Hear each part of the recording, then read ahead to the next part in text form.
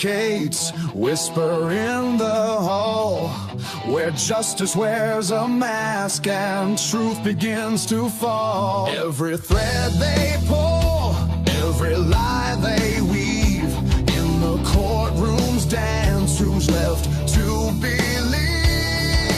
Oh, the devil's in the details, hiding in plain sight, innocent until the gavel steals the light. True crime echoes through the hollow night, fighting injustice with no end. The devil's in the details, hiding in plain sight, innocent until the gavel steals the light.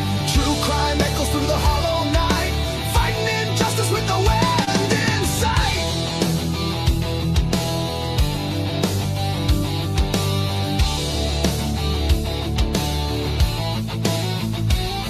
A photograph fades where the truth once stood. Blurred lines between the bad and the good. The scales they tilt with every silver tongue, while the broken cry for a song unsung. Black robes sway like shadows on the wall. One wrong word and the mighty fall. Who's a sinner? Who's a saint? The jury's out, but the verdict's faint. Oh, the devil's in the details, hiding in plain sight, innocent until the gavel steals the light. True crime echoes through the hollow night, fighting injustice with no end. The devil's in the details, hiding in plain sight, innocent until the gavel steals the light. True crime echoes through the hollow night, fighting injustice with no end in sight.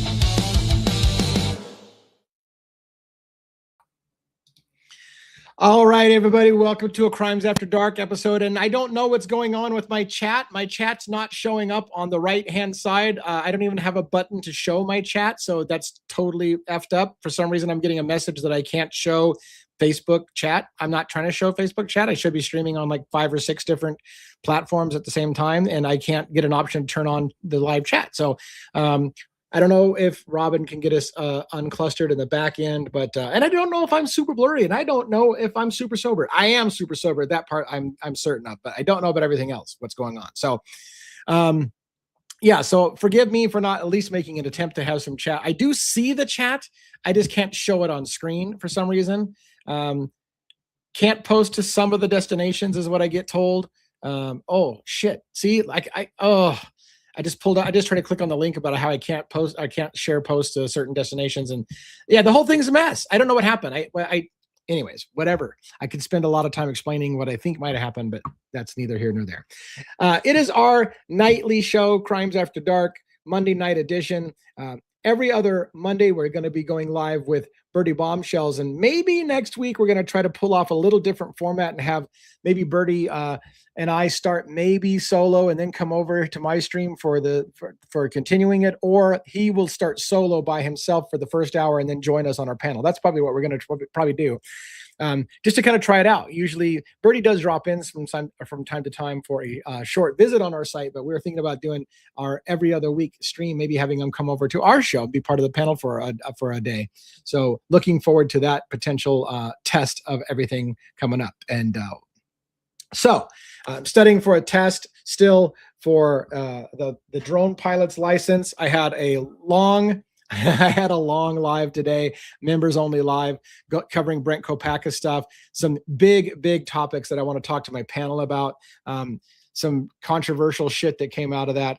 But unfortunately, I was a moron. I'm not having a great technical day, right? Because I've got no chat that I can show on screen. I had a whole bunch of time I was talking to people about what they were hearing, and people have said, "Oh, I can't hear anything but you." And I'm like, "Oh, you must need to get better headphones." And no, I wasn't even broadcasting sound or video. Everybody was just seeing me talk, and it was super embarrassing. So let's bring Dago up on screen, get our panelists up. I think we're gonna have a couple panelists that are late. Dago, what's going on? Forget about it. Good to see you. Good to see you, my friend. Thank you for joining me. I was gonna tell you, you might have to unload YouTube and re-upload it. Like disconnect it from my destinations and reload it to the Yeah, you destinations. might have to redo it. I went through that once before, and it reminds me of that a little bit. And you might have to take it out and then re-upload everything together. So that's a pain in my ass. it is, but that might Yeah. be the problem. It might be glitching, and that's the only fix. I tried everything when I had the problem, and that's the only thing that fixed it. So sorry. And some people in here, somebody said in here they did an update, so maybe that could have broke things. So maybe it's not just completely me being inept.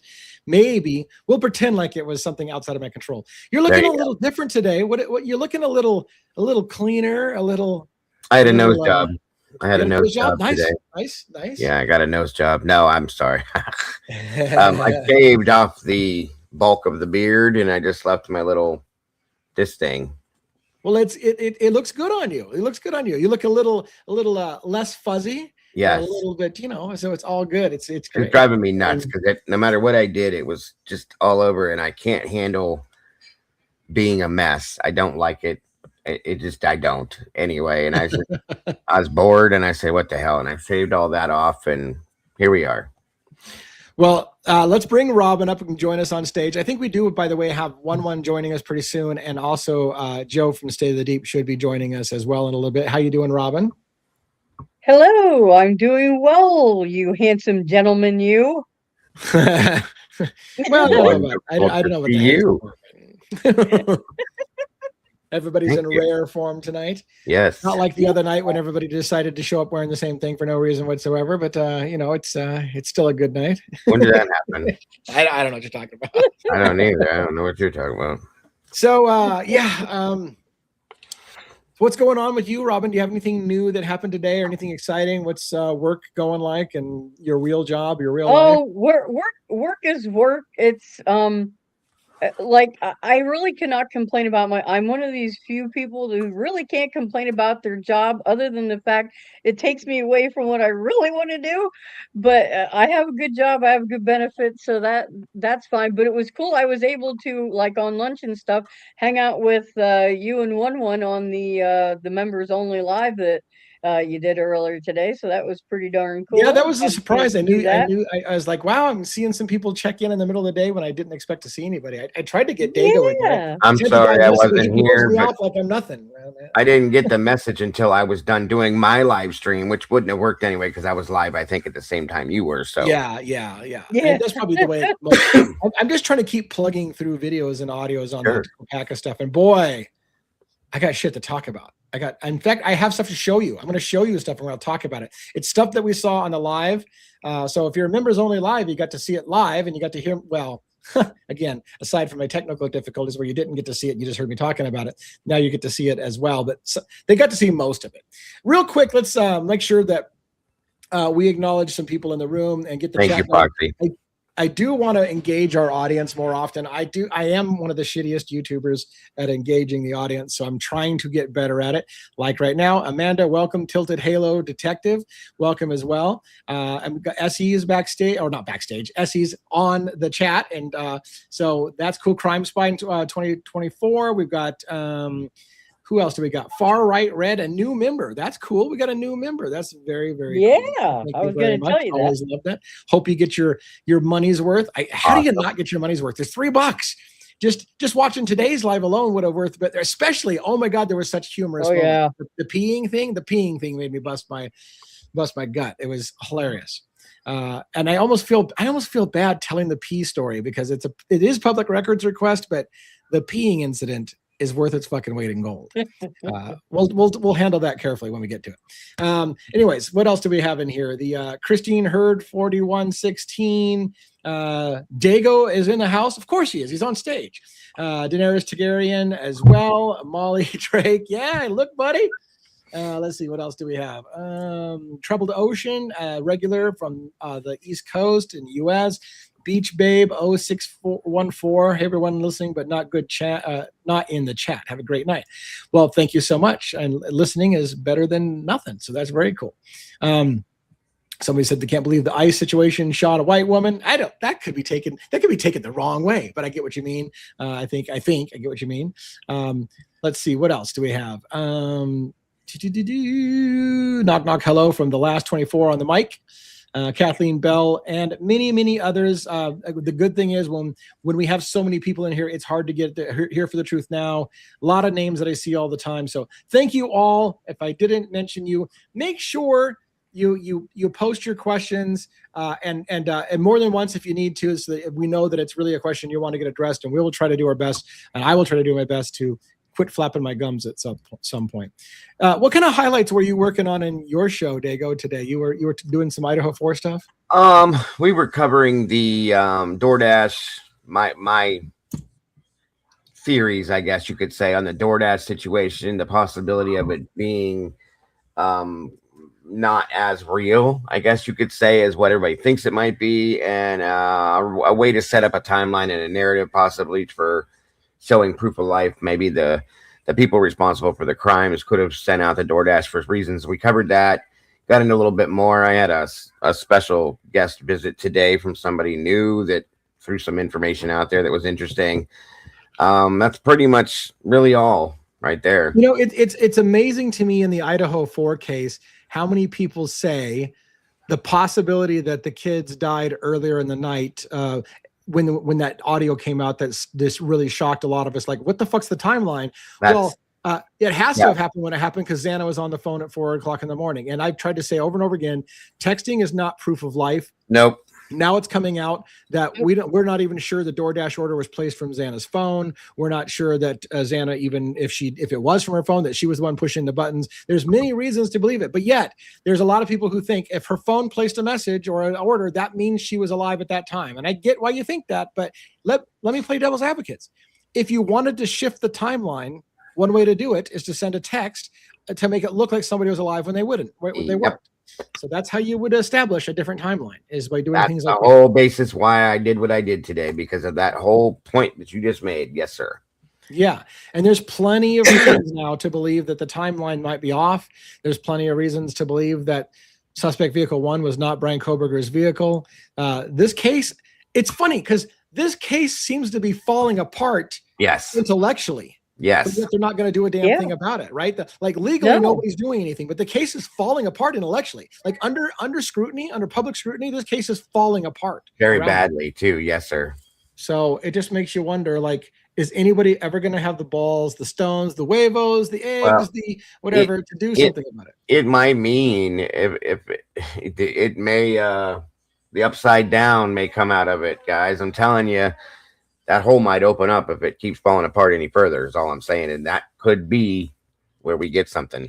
Yeah, and everybody's waiting for Cy Ray to be ungagged. Why the hell is Cy Ray still gagged? And at this point, I'm almost afraid when he does get ungagged that we all waited for nothing. Like, is he going to come out with a gigantic nothing burger, or is he really sitting on a bombshell? I think he's sitting on a bombshell. I do too. This is interesting. Go ahead, Robin. I'm sorry. Oh, no, I was just going to say, Tomboy Charm says you can order a DoorDash and edit it with someone else's name and number, and you can only message through the app. I was not aware of that. That's one actually gave us that information today, that you can go in your settings, and I proved it by going into my phone and looking at my DoorDash app. You can go into your settings and change your name to somebody else's name, put an order in and their address, and have it delivered to them as if you're them. And wow. That's a kind of that's not good. Really. No. Yeah, no, it's bad. And this question from Crud Dog, does the timeline matter other than proving BK's car wasn't there? Well, that in itself is the problem.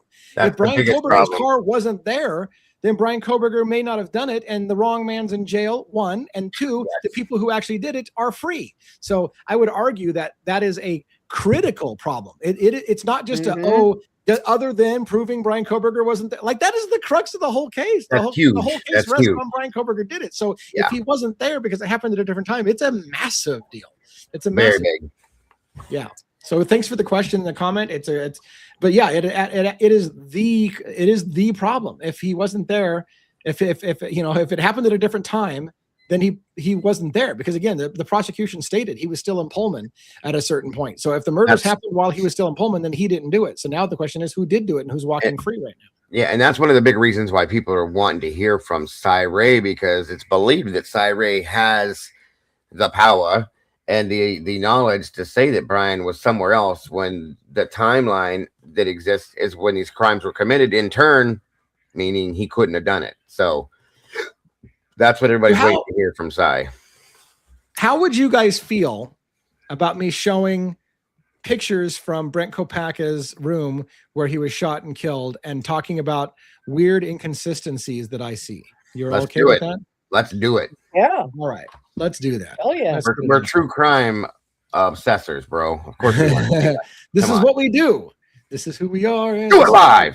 Do it live. All right. I want to add this to stage. We're going to remove this first, apparently, because I can't have that. All right. What we have here now, this is in the file package. And by the way, I'm making this, I'm making all of the public records more and more available for other people to go through and look and sleuth for themselves and find stuff that I'm missing. But I wanted to give a shot at some of this stuff for the first time to give you my opinions before I just tossed it out there to the world. But I think everyone in the world needs to have this. Like, it should be out in the public. It's a public record, so it should be to the public, right? So I'm all for making sure everybody has access to it. And I have shared the links with several people, including Dago. And we have it over in the cafe as well, guys. If you guys are interested, you let me know. I'll give you access to it. So this diagram is in itself, especially the next one, disturbing. And I'll tell you. So what this is, I believe, law enforcement drawing a diagram of the apartment for tactical reasons. They're saying, here's where the layout is. So before we go in, everybody knows where the tactical situation is. Mm-hmm. Here you will see, if I can get do you see my big fat mouse cursor that I made large with the little, okay, good. That's the front door to the apartment. This is the hallway out there. And the officers are staged over here across the hall. When you open the front door and look immediate to the left, there's a kitchen. Mm-hmm. Also down the hall this way is a bedroom. That's bedroom B and bedroom C. That's where Brent Kopacka was supposedly there. So if you look to the left, you're looking past the kitchen and down a little hallway. And there's also, this says bath, ? They weren't sure what this was. They think it's a bathroom. There's a bedroom C, a bedroom B, and then bedroom A is off to the right. So if you would come around the door, bedroom A seems to be over here. So it's a really weird layout. There's 3 bedrooms in that little apartment. There's 3 bedrooms in that little apartment. Wow. I believe Christian came out of bedroom B when the officers got Christian out. I think maybe that implies that bedroom A was Jordan's and bedroom C was Kopacka's. Okay. But it gets weirder. It gets weirder. Watch this. This is another diagram. Here is the front door.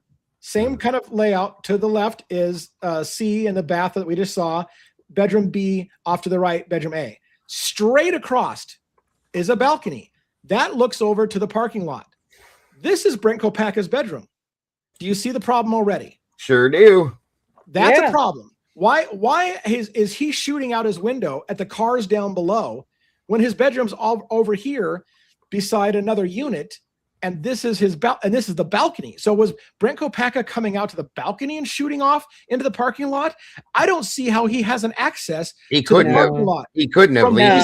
They were at the front door with the door open at a point. Right. He would have had to have gone by them. Okay.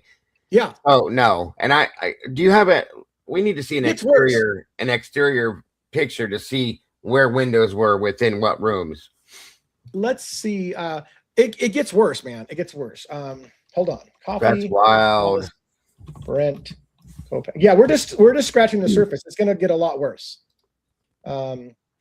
I'm trying to see. So here we go. Do you see this image here? I'm going to blow it up a bit more, right? Yeah. Okay. There's the balcony. That's bedroom B, though. But you're right. That's not the right bedroom. Bedroom B. That's bedroom B. He's in the back part of the building. This is what I was talking to you about the other day, Lee, when I told you where the sniper was set up by the front road by the sign. Yeah. So if Kopacka was in C, unless he moved to the other bedroom, it doesn't make any sense. Right. And it gets worse. It's going to get worse. I'm going to watch. So I wish his picture wasn't right there. Let me back up, see if I can get another image of the coffee house apartments that doesn't have his image overlaid right there. Real quick, Crud Dog Music, thank you for the super chat. $5. Thank you Thank very you, much. Crud Dog. All right, one more. I'm going to try one thing. I'm trying to get an image of the backside without his image overlay. All right, fuck it. Here it is. This is a good view. Is that the front or the back? That's Well, anyways, let me just show you what the problem is. So this should be a problem already, because you're right. This should be bedroom B that also has a window facing the same place as the balcony. Bedroom C should have no window access. That's the hallway right there, where that back, like where your cursor was just at, is the hallway.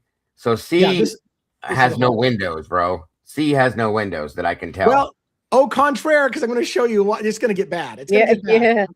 I'm telling you. All right. One more layout again. Front balcony. So this is where the cars are at. This is where Kopacka was allegedly shooting out into this area, the back parking lot. This is the bedroom off to the left, which I don't understand. So let's start talking about the bedroom. Wait till we get to the windows. This is his bedroom, they say.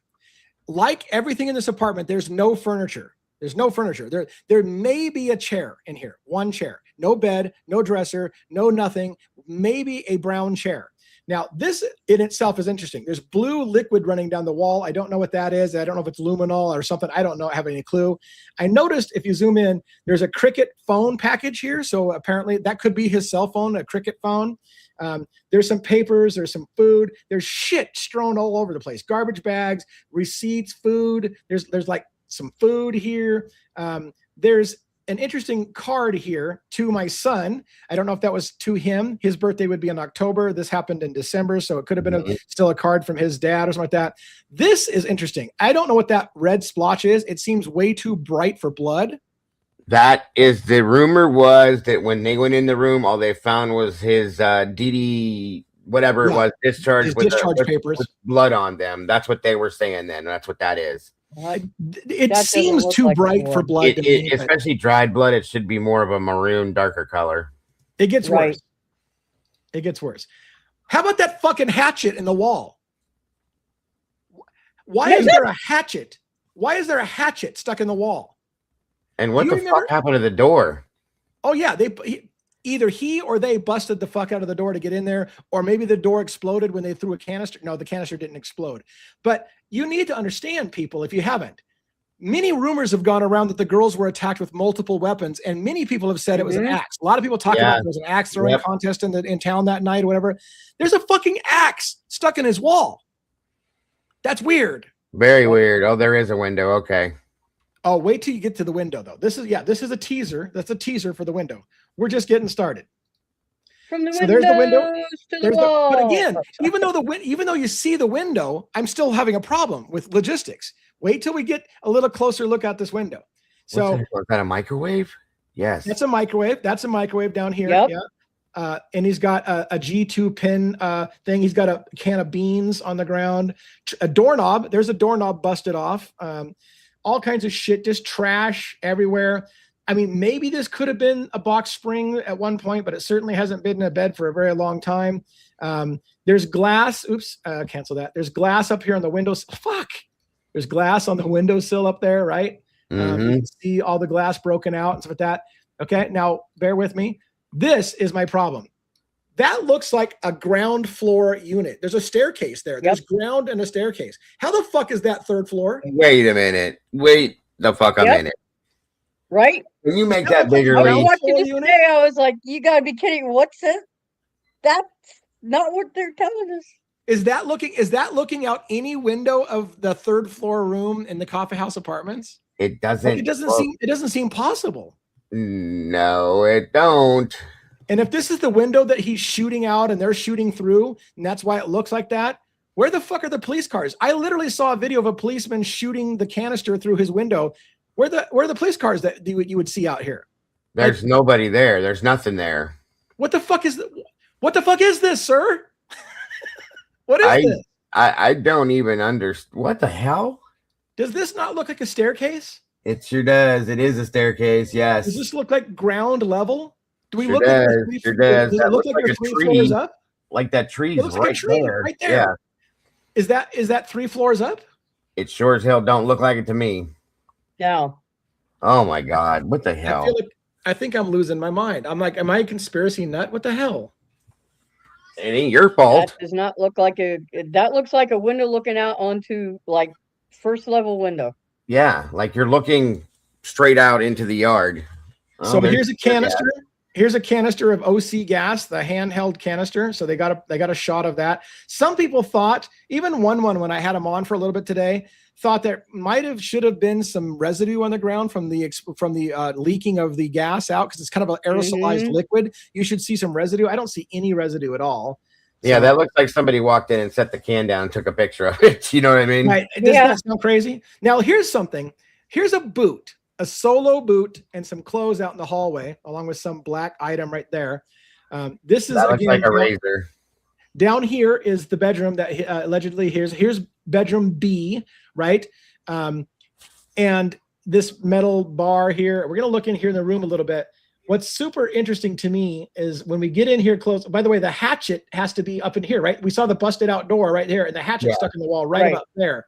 So I don't know why we're not quite seeing the hatchet there, and I'm not saying that's the. So we'll get to some more. So here's the front door.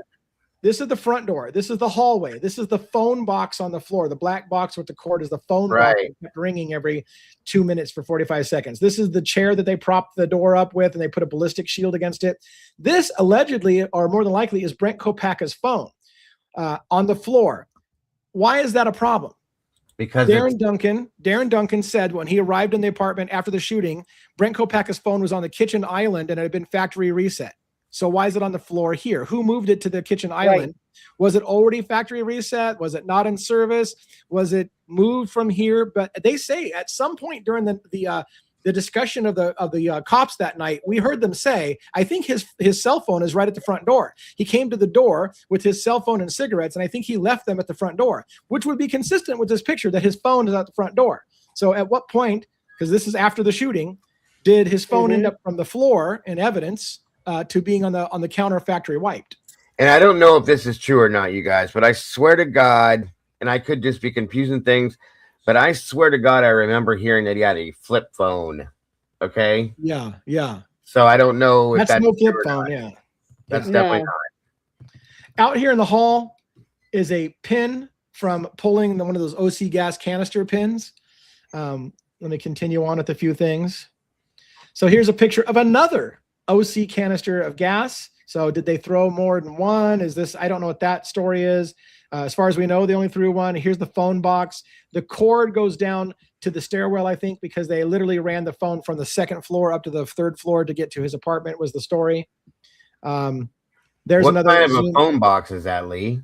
I don't know. I've never seen this. I don't know what phone the box hell that is. It's a Pelican case that's around a phone. So that's just the case, the Pelican case. I can't see what kind of phone is inside the phone box. But it's funny. I like to think I'm a details-oriented kind of guy, right? In some regards. It feels like it's just a good old-fashioned phone with a handset on a cradle. And I was wondering, like, how do they toss that to the door without the phone going off the cradle? Well, they surrounded it into a Pelican case, so it keeps the cradle locked down, so he could open up the case and answer the phone, kind of thing, is what I imagine. Okay, I got you. Makes sense. So it's got the silver old-fashioned corded thing on the handset, and there's the handset, and they just got it locked down in a case that he could open up if he wanted to and get on the phone with them. So. There's a pin. This one disturbs me as well. This is on the floor inside his apartment at the front door. Now, it's not a regular rifle. This looks like it's a launcher rifle for a long. That's how they shoot the tear gas. Yeah. So I'm not sure what it's doing up here on this floor, because they shot gas through the window down below and they hand deployed canisters inside. So I didn't hear about and it's not a big deal. I'm not saying I'm picking everything to death. I just got questions. I got questions now. And why did they take a picture of it like it's evidence in the case? Like, if an officer dropped this, why are they taking pictures of it like it's important to know the positioning of that launcher? Right? I find that weird. Here's some more pictures of that boot and clothes. By the way, I'm going to go back. No, was it? Yeah. I'm going to go back. I was meaning to say right here. I think this is the other boot potentially. So there's a boot that's under some clothes. So you got one boot in the room, one boot Right. out of the room, right there. So I don't know if it's the same boots, if that's his boots or what. And then, oh, there's the, that looks very, very similar to the drone that I'm trying to learn how to fly. Sure does. Mine's not DJI, but it's almost identical in size. They flew it into a wall, I believe. So hopefully I do better in my test than they did on their live exercise.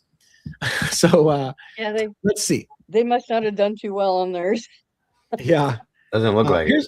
Here's a couple of, I think, spent cartridges from something outside. That I'm imagining it's the two things they shot through his window on the outside. Holy shit. How many canisters do you need in that little room? Right. And when you listen to the audio, he screams a lot. There's a lot of we've heard some new footage today where you get to hear a lot of his yelling. And some of it sounds like pain. By the way, there was a moment in the audio. I wish I could find it for you to play it. It sounds like a female screams in the room with him. Like I heard a distinct female voice screaming, and I thought, well, who the fuck's that? Because I don't think a female cop screamed. So where's the female scream? And I think I said it on one of the first audios. I heard a female scream, and I said, I think I mentioned it before. Like, did you just hear a female scream? Yeah. I don't know if it's just is it a neighbor who saw something and got terrified at what she was seeing and screamed? I have no idea what the answer to the female screaming is. And here's a picture of an armored car, and then we get some video footage. The video footage is not particularly interesting, but there is an interaction I'll play with you just for shits and giggles. Here's room 11, 111. It's directly below 311 by 2 floors, right? So the whole thing happened in Kopacka's apartment on 311. This is a moment when they stop at 111 and have an interaction. I don't have the sound. I don't think I have the sound shared, so I'll need to make sure I turn that on, and I need to remove this from the stage and add screen sharing. I'm a little floored right now. I got it. Just saying. There's some shit in this. All right, so let's see if I can add this back to the stage. This is an interesting interaction. We're going to move forward in time to this door. Okay, should be able to hear sound.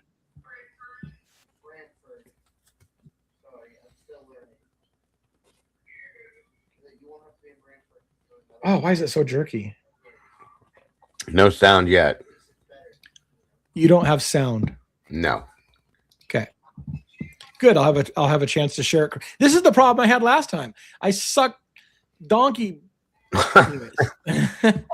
I'm not doing well. How's that? Let's put it that way. Let's try this again. How about sound now? Let's see. Yeah. Hi. We are good. Just wanted to leave. Wants to go out, but maybe if things are kind of crazy. I don't know. Give me a jog. Wait a little bit. We have no idea how long we're going to be here. Okay. Yeah, Okay. it's not urgent, but Okay. If it becomes urgent, we can try and work something out for you. Okay. yeah. Yep. Thank you. Yeah. Just give us a call. So that was a lot from the officer that has the peeing story, but I'll tell you, maybe I almost feel like awkward telling the pee story, but it's funny and it's on public record. But I will say this. I'm going to put the panel up for a second and put this away for a second. I was bothered at first. We get to see that guy's face. We get to see all the way into his apartment. On the 3rd floor, they knock on a woman's door, and you see a woman's face who answers, and you see all the way into her apartment. And yet, when Brent Kopacka comes to the door, we get black box redacted, and we don't get to see his face, and we don't get to see into his apartment. And I don't understand fundamentally the reason. Why can we see in other people's apartments, but we can't see in his apartment? And the odd thing about that is later on, we have no problem showing photos and video from inside his apartment, but you never see Brent Kopacka. You never see him. So why do we never see Brent Kopacka? And the only thing I thought to play devil's advocates with myself is maybe everyone's face was originally redacted. But then they had to go and they had to ask for people's permission to show their faces and unredact it. And so maybe they got permission from 111 and from the girl that answered on the third floor to show their faces. And that's why they show it. And maybe they never got permission from Jordan and Christian who were in that to show their apartment. But again, you see their apartment. So, why don't we see Kopaka then? And why don't you see Kopaka? Because he's deceased. So do we have to hide Kopaka's face? By the I way, don't get it. there was a critical picture I didn't show you that you need to see. Wild. There's a critical picture you need to see. This one from the bedroom. That black box. Oops, I got to put it on screen so you all see it. How about that? This black box redaction is allegedly where Brent Kopaka is dead, where he's been shot and killed. So this is the same bedroom. The black box presumably is over his body, so you can't see it. But you see the same room, the same trash, the same card down there to Sun down here. And his body must be in there, and they won't let us see it. So we can't. Why does see that box look so small compared to a body? That's what I wanted to know. That's the same question I had. Like, I mean, if you play devil's advocates, can you fall in a position in which your whole body can be slumped into a little like fetal position? I don't believe it, Lee. I don't believe it. Yeah. No. It seems I mean, because odd. he was what, at least 6 foot? Right. Yeah. We should have. And yeah. And like you said, there's no blood splatter. There's no blood spatter. There's I mean, nothing shot in with a here. sniper rifle. Isn't it? Something doesn't feel right. Something doesn't. We should be seeing a hand or a foot or something. Like, there's no way in hell he'd fit in that little square. Yeah. And It seems very familiar, doesn't it? It does. Like the pictures of there is nothing of any. What the hell? Come on, y'all. Your guess is as good as mine, man. Wow. Your guess is as good as mine. What So let me tell you about some moments. Maybe I'll tell the P story. Maybe I'll tell the moments. I'm going to tell the moments for sure. The P story, fuck it. I'm going to do it. I'm going to tell the P story. So there's a woman whose body camera footage we see. And in fact, I could show it. Do I want to show it? Anyways. Oh shit. Do I want to show it? Mm-hmm. Do I want to show it? All right. Hold on a second. You want to show it? I do probably. You know you do. Everybody else wants you to too. Wow. Isn't that wild with the hatchet in the wall? The first floor the first floor window. It looks like a first floor window where you see the ground and the staircase. It doesn't look like it makes any sense whatsoever. Not even close. No, he was showing it earlier. Yeah. Yeah. Okay, give me a second to find the file. What the hell is going on, you guys?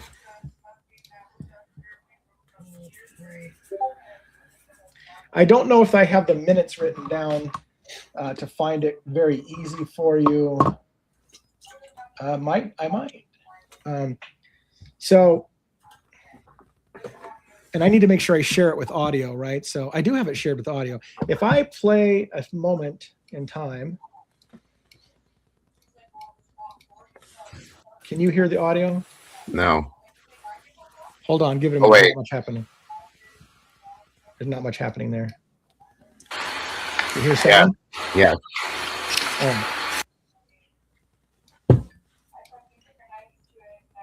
All right, where can I find?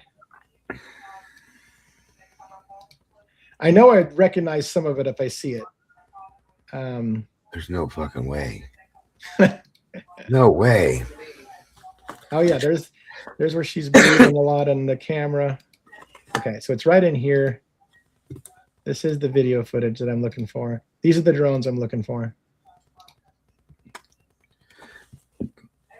Wow. I don't even know what to say right now, you guys. I know. It's about which part? That little black box completely throttled me. Yeah. How can I not be catching the part that I need right here? Oh my God. Is this I can the right almost file? imagine his face, Robin, sitting here watching this going. Give me a second to make sure I got the right one. I know it's Brianna or whatever, however you pronounce her name, her file footage from like 3 a.m. So I know Right. I know that's what I'm looking for. 3 in the morning. Oh, do I not have it sorted? Maybe I don't have it sorted. Oh, I do have it sorted. Okay. Okay, 3 in the morning on the 15th, 3-ish in the morning, and it was this one right here. Okay, that's the second time I felt like I've got it. Why can't I find it? And if I don't find it quickly, I will just have to tell the story. Yeah. 1 is oh, backstage. Here it is. This is good. This is good. Huh? Oh, 1 is backstage. What's up, 1-1? Hello. Evening, Den. Yeah, this is the file I was looking for. Oh, there goes the neighborhood. Yep. What's up, buddy? How you doing? I'm surviving. Long time no see. Yes. Busy day for me. I was trying to find, I should have written down times because this is like for the birds trying to find this way. Yeah, I do that all the time. Oh, yeah, we get a good picture of her phone. All right. I guess I'll just have to narrate this thing because this is not even looking right. Oh, maybe this is. It just happened much earlier in the video than I remembered. All right. Hold on. Let's see where I'm at. Inside? Like inside? Yep, all inside. Yeah. So the moment that I'm looking for is a guy looking through the window. I'm going to fast forward a bunch of times to see if I can catch it.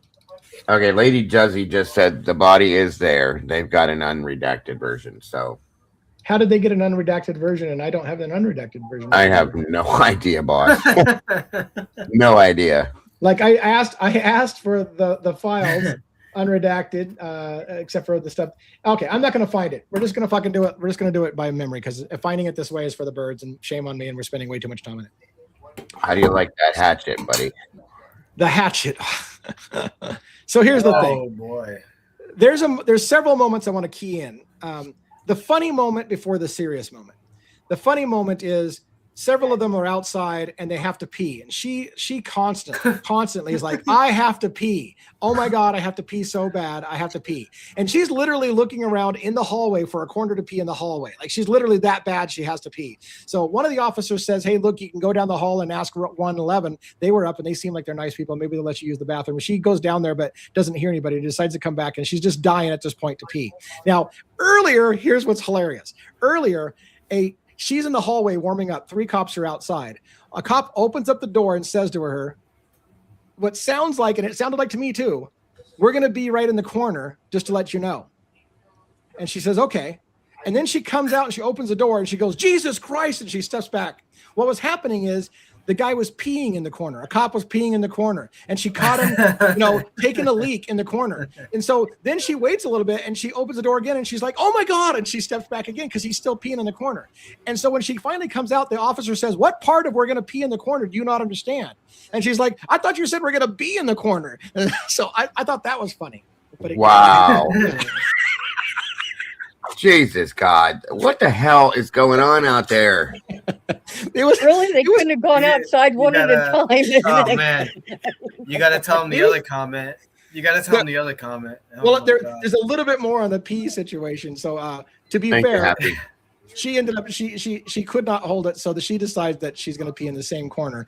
And they were a gentleman, and they looked away to let her do her thing in the like everybody peed in this corner. Which I was like, wait a minute. 1-1. Isn't there some legal thing about urinating in public? I don't know, but can I ask a quick question? Like, I don't know what you're talking about. Wasn't there a bathroom inside there? I don't know. So they had like a flood of urine.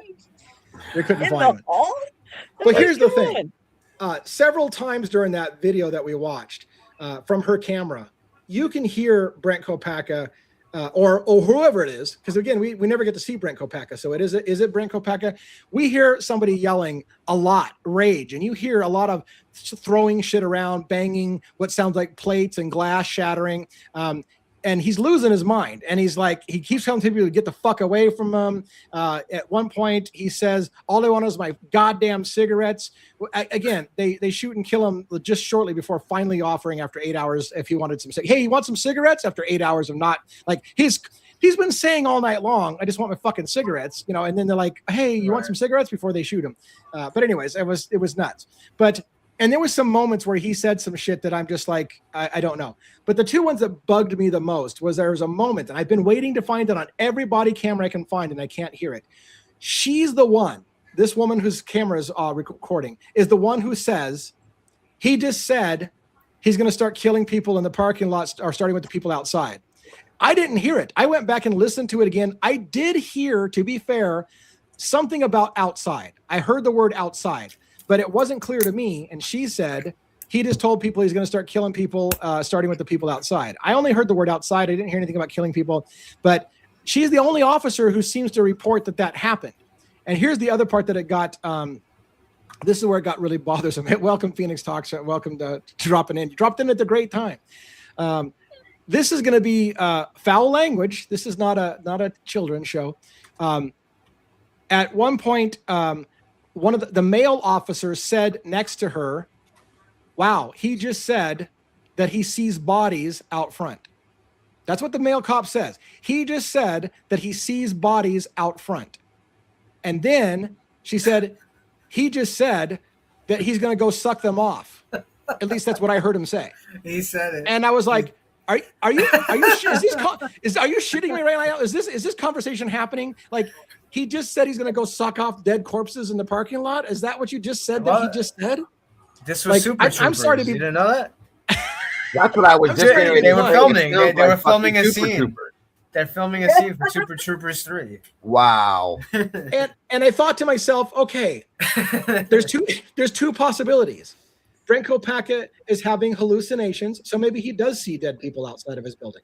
Maybe he was having a psychotic break. He was having hallucinations, so he saw dead bodies. But is he really going to say, now I got to go suck off dead bodies in the parking lot? That makes no fucking sense. And I didn't hear. I went, listen, there's nothing I can even remotely hear that sounds like that. So it leads you to the question: is this officer just saying shit that didn't happen? And if so, did her comment of he said he's going to start killing people in the parking lot get that guy killed? Because everyone then went to high alert saying he's just threatened to kill people. And maybe she just hears shit, and it's not. I mean, what if she heard everything wrong? They go into high alert because he says he's going to go suck somebody off? What the fuck? I mean, are you serious? This is insane. I wonder if maybe she heard knockoff. I'm going to start knocking off, not sucking off. Well, that was well after she said he was going to start shooting people, I think. But or maybe he said, I'm going to start What? fucking off people. You know what they? However, though, you do hear the two shots. You do. Hear We did. One was on when we heard this. Yeah, there was clearly different rounds. You hear different rounds what smells like very small caliber fire for like two shots. At the same, remember we heard audio where the officers were like, "Oh, he switched to a lower caliber gun." Well, that's good. Yeah. And then right after that is a really loud bang, and the officer goes, "Fuck!" Like he's back to a big caliber gun. So we heard that clear as day from the outside. Very small caliber, a couple rounds were fired, and then a big gun again, bam! And we're like, so I don't know. Did he have more than one weapon? Did he have more than one gun and a hatchet? Because apparently he had a hatchet as well in the room. So how many weapons were there? Unless they used. I mean, here's the thing. It's crazy. One. Is it possible cops use the hatchet to break the door down and then just happen to stick the hatchet in the wall to have a place to put it for a while? No, there's no way they used a hatchet. It doesn't make sense. But however, this is Idaho, so what? I don't know. How they do it there? I don't. Yeah. A lot of the story doesn't make sense. I won't repeat the words, but there was an inappropriate moment. It seems like Kopacka is using racist words, and the female cop makes a comment. Oh, so I guess he's a criminal and a racist, and she's like, it kind of goes with the territory. So there was a lot of inappropriate comments made during the whole thing. I don't know what to make of it all. I mean, we're being hypercritical about the video, and why wouldn't we be hypercritical when after 3 years we still have never seen Brent Kopacka's face, and we see a picture that looks like it was taken from the first floor. Like that's very weird. Let's go back and look at that again. Like that looks like a ground floor with a staircase. It does. It really does. I don't understand how that's a third floor window. What's up, JJ? How that would line up at all with bedroom C. Yes. Well, you got to put it on no the parking lot. Huh? Lee, You don't have gotta it. put on You your don't have screen. it. Yeah, you don't have it on Oh. stage. How come I suck so much? I'm I not don't gonna- know. Ask the cop. Ask the female. Yeah, cop. Okay, here you go. As long as you're not doing the other thing. That looks like a ground level floor window It really does. with a staircase. I mean, That what else definitely could it does be not if look it's not like a a third staircase? floor. A That's- third floor drop. No, Not even close. no. So make that No. make sense. If this is not the third floor bedroom, then what would they be doing? What would they be showing? I mean, why? I don't know how to make sense of it. 1, 2, 3. There's no fucking way. I'm looking at. No. Yeah. Wait, no way. I'm looking at the coffee house apartments, guys, and there's no way. The third floor is like, that's a hell of a drop, guys. Yeah. It's That's pretty a picture high of the up coffee there. house apartments, third floor. Look at this real quick. Look at I'll wait till you're done, but Okay, yeah, go I ahead. don't know Show, what you that- got yeah. something to load backstage? yeah, real quick here. Just this angle in itself. Look at the third floor, guys. As Doesn't- compared to that picture that video we just saw through that window, there's no way in hell that's the same place. No. You can't Yeah, look out can't that be. third floor window and see a tree and a fire and a Whoa. staircase. You're way up here, and that's like eye level with the ground. You know what I'm saying? Right. And then Thank you, Molly. That's crazy. that apartment they were in next door, right, was 305. So I'm confused about this question. They said it can't be the ground floor if there's a staircase. Why couldn't that? I mean, am I missing something? Like this would be the ground right underneath the window, and that's a staircase leading up. Why can't that be the what? Oops. Again, can I actually show anything on screen when I'm actually talking about it? Sorry. No, I can't. I can't. Okay, hold on. Screen share. So again, this is the windowsill. Right outside the window, it appears to be ground level, and there's a staircase there. So why Right. why couldn't it be at the ground floor if there's a staircase? It's a staircase up from the ground It floor. definitely could be. Yeah. I don't know, Like man. right out from the window. Yeah, I mean, Wow, it changed that's color. the ground. What is going on? Something's off. I'm sorry, but something's off. I don't know. And like, I don't want to make everything into a conspiracy, but look, there was, again, there was a moment when they say Brent Kopacka just shot out the window and we saw he hit a tree branch and a water tower they talked about. That same female officer, as soon as they said that he hit a water tower, she said, well, here we go, because she's anticipating they're about to kill him because he's starting to hit structures with the bullets and stuff like that. And so that's shortly before she says he's going to threaten to kill people now. Where's the water tower, Lee? Where is it? I'm going in Yeah. circles around this building right now. There's no water tower. See? Right. Oh, that That's- has been bugging me. That whole thing, it's pinging off the water tower and all this I'm other going in bullshit. circles around this building right now. There's no water tower. Is there a tower? Maybe it wasn't a water tower. Maybe it was I a don't tower. see. Is there a I tower? don't see any. Here, let me throw it backstage for you one more time, and I'm gonna show you what I'm doing because this is stupid.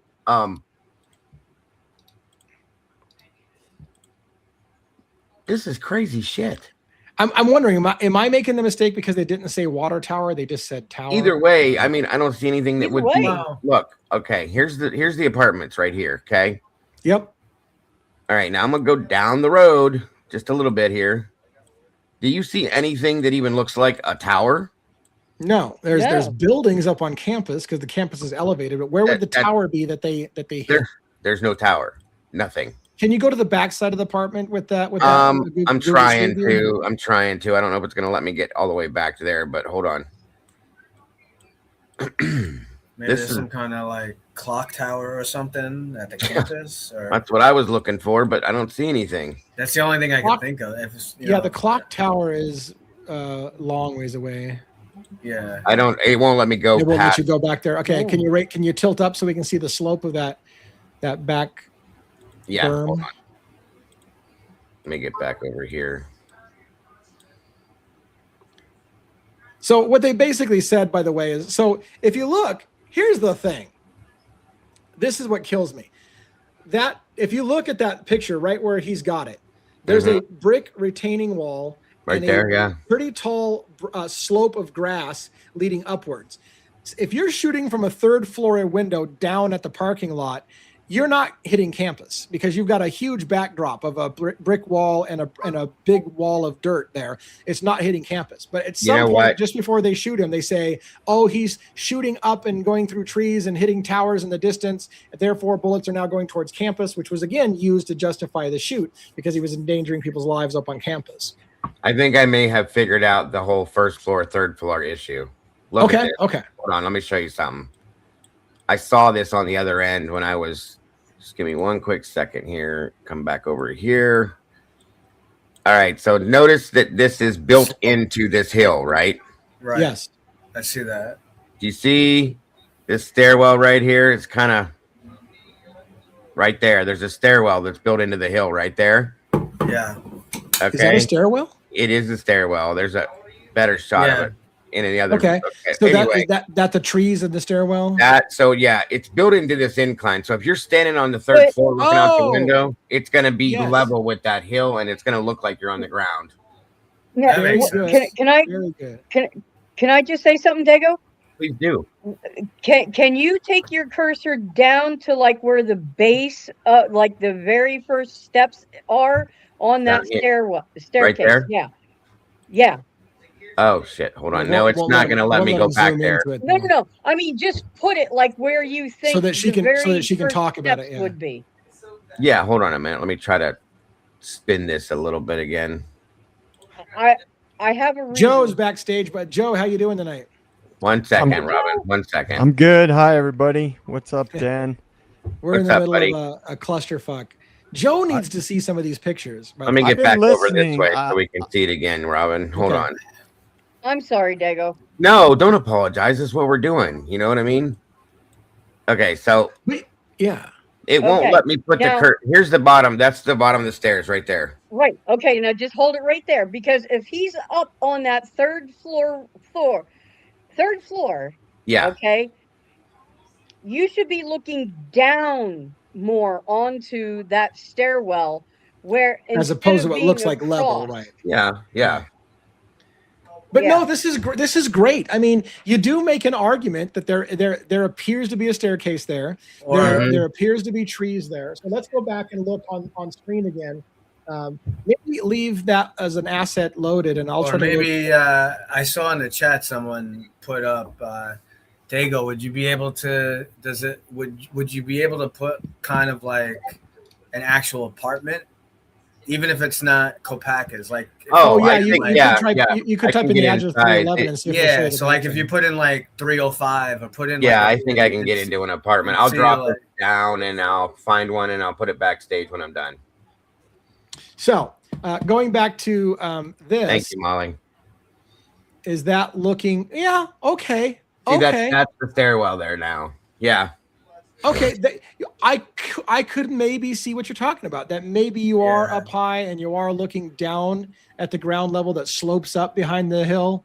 Mm-hmm. Do you guys buy it? I think it's possible, right? Yeah. That's what I thought it was when I first looked at it. Like when I went around and I saw that stairwell, I said, wait a minute, maybe because that hill's there and you're looking from the same level of the third floor that you're looking right out at it. But Robin's kind of got a good point too with what she said. You know what I mean?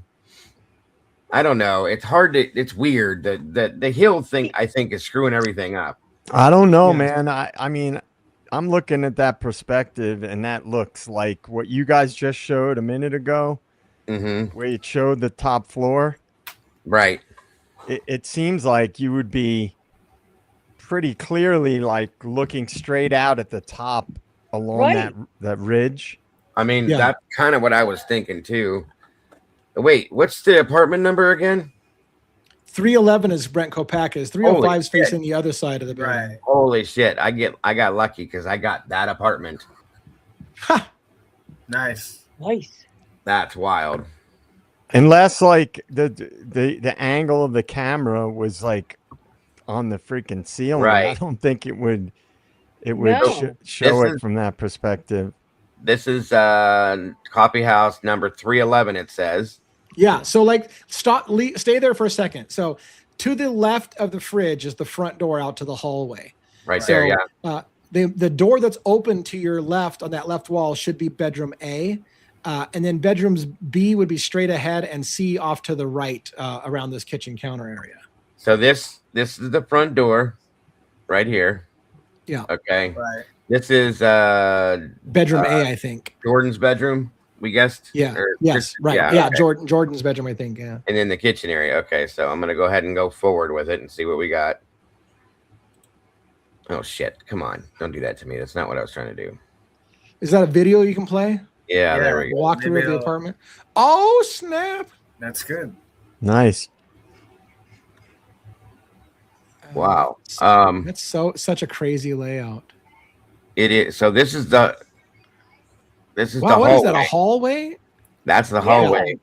So again, the front door is way back there in the distance. Back there, that's the front So door. they of the come hall. through the kitchen, and this would be And around the corner to his bedroom C. They said they didn't know if it was a bathroom or a hallway or what is right around the corner. They couldn't tell what was right around the corner. They had the same problem we did. Like, what the fuck is the layout of this place? So there's a top-down view. There you can see it, bedroom A off to the left. The main room, the main area there. Okay. So, this is great. Pull back a little bit. Hold on. There we go. Okay. So go pull. Can you move it up? Move the whole thing up so we can get the balcony area seen in the picture. Okay. So straight ahead from the door is the balcony right there where you just lit. This to the right of that, as you move to the right with your mouse, should be bedroom B, right? And then Kopaka should be up a little bit. That's C. That's where Kopaka should be. So Kopaka's, right. Right. Where so his window vantage point would have to be looking out right down. No, right I don't there. think it would have to be. It would be down. It'd be off. I think it would be this way. Right. Keep going. Yeah, down right there. here? Right there. It's where the patch of light is. Somewhere. Yeah, where the patch of light is, kind of a little bit around the corner. I think it would be let looking out right about there. Let you go in there.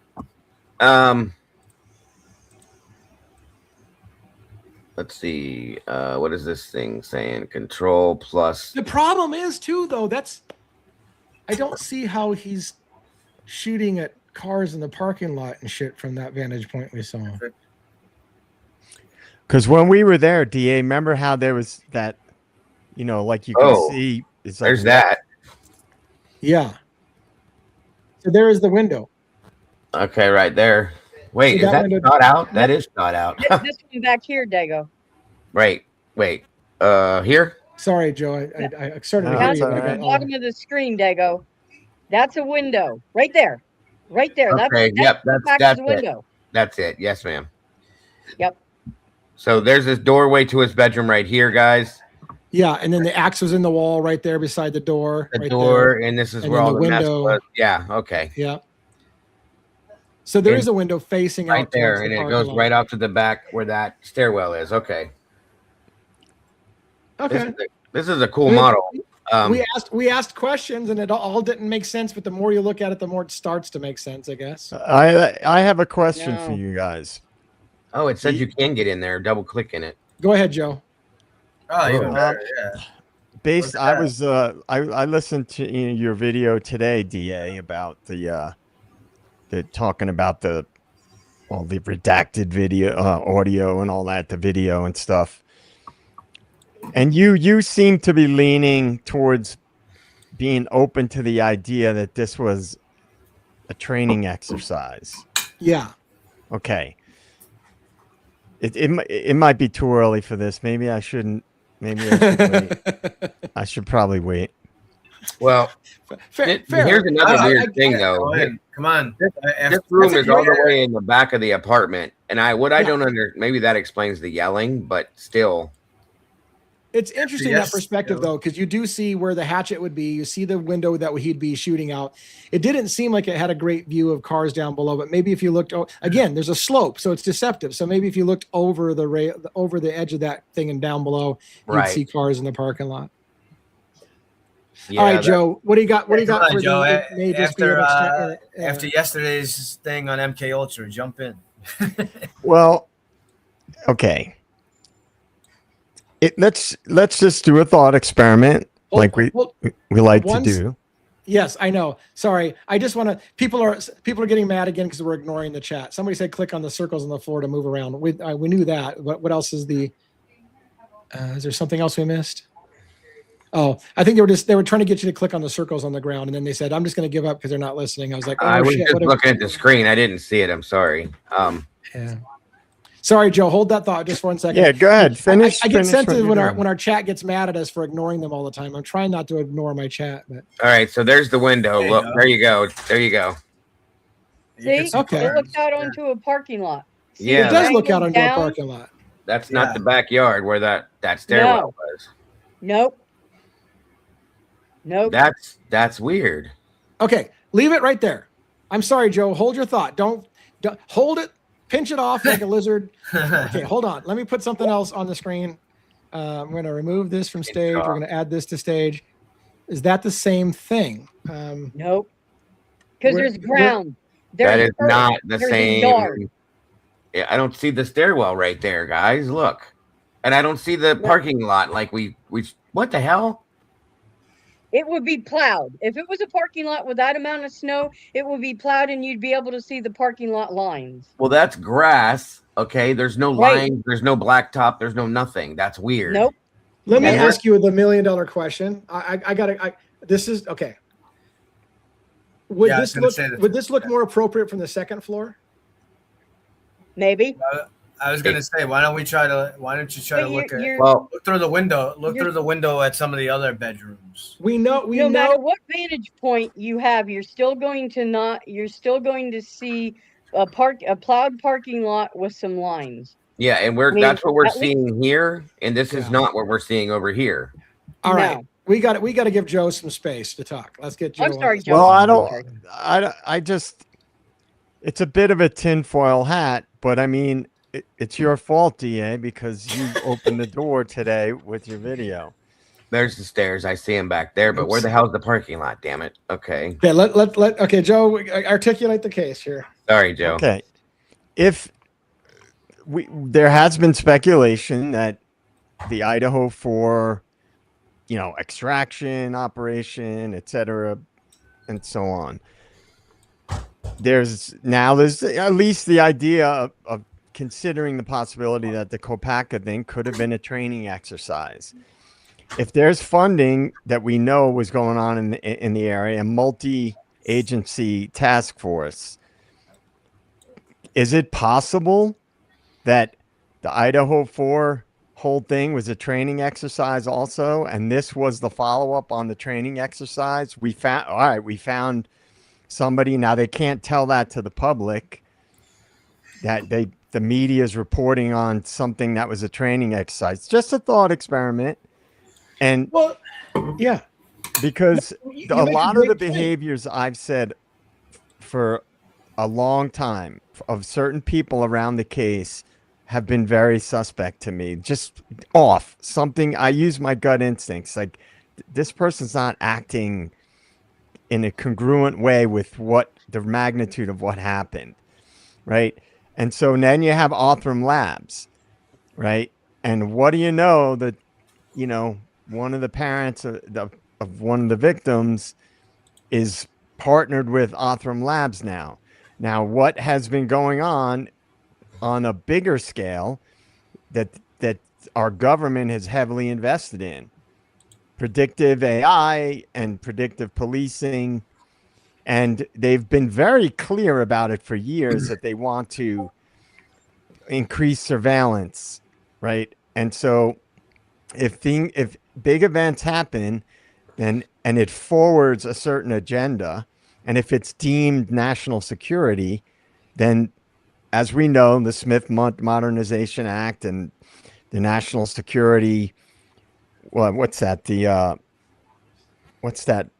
act? The National Security something act. It's just, I'm just putting out the idea that it seems to me like the more we keep digging into different aspects of this case and peripheral things around this case, the more things that don't add up. Well, and listen, that you make a good point, and I'm not gonna say I think this is what happened, but I want to play out the logic. So if someone like Brent Kopaka was friendly with law enforcement and agreed to play the role of a crazy vet with PTSD losing his shit, and if they had a training exercise to do a real life simulation of how would your officers respond to this shooting situation, could the entire thing be basically a training exercise? And there was a moment I thought I heard, I'm going to say for a million times, I thought I heard two officers were joking on camera and they said, so what are you doing next Thursday? Another training exercise? And they laugh. And I thought, and that's why I said, what the fuck? Is this a training exercise? Because what do you mean? What are you doing next Thursday? Another training exercise? And then another person said at another point, why do they always do these things in the middle of winter? Do what things? Go crazy or do training exercises in the middle of the winter? Right? And they said, well, they usually do them in the dunes in the summer. Who? They crazy people do things in the dunes, or the training exercises usually get done in the dunes? So it made me wonder, like, are literally officers joking about, like, again, to be a real, here's the thing, to play devil's advocates with the whole, why would they do a training exercise at 3 a.m? It's simulating a real life situation. So you would want to maybe drill a changeover of shift. How are officers going to handle the changeover? So you don't tell them when it's coming. Officers have no idea that they're drilling at this moment, maybe. And they say, how do people respond to the situation? So is there any scenario in which they kind of knew this was a training exercise and not real? And they're kind of joking like, shit, I picked the wrong day to come to work today because fucking now I'm going to be at the 3 or 4 a.m. on a fucking thing. What are you doing next Thursday? Another training exercise? Like, I'm going to skip Thursdays because that's when they do training. Like, is that what happened, or is that just completely nutbaggish? Well, and as I always say, the government doesn't do things, and DA, we both said it, they never do things for just one reason. When there's bigger agendas at play, it's not, they don't just use all those resources to accomplish one thing.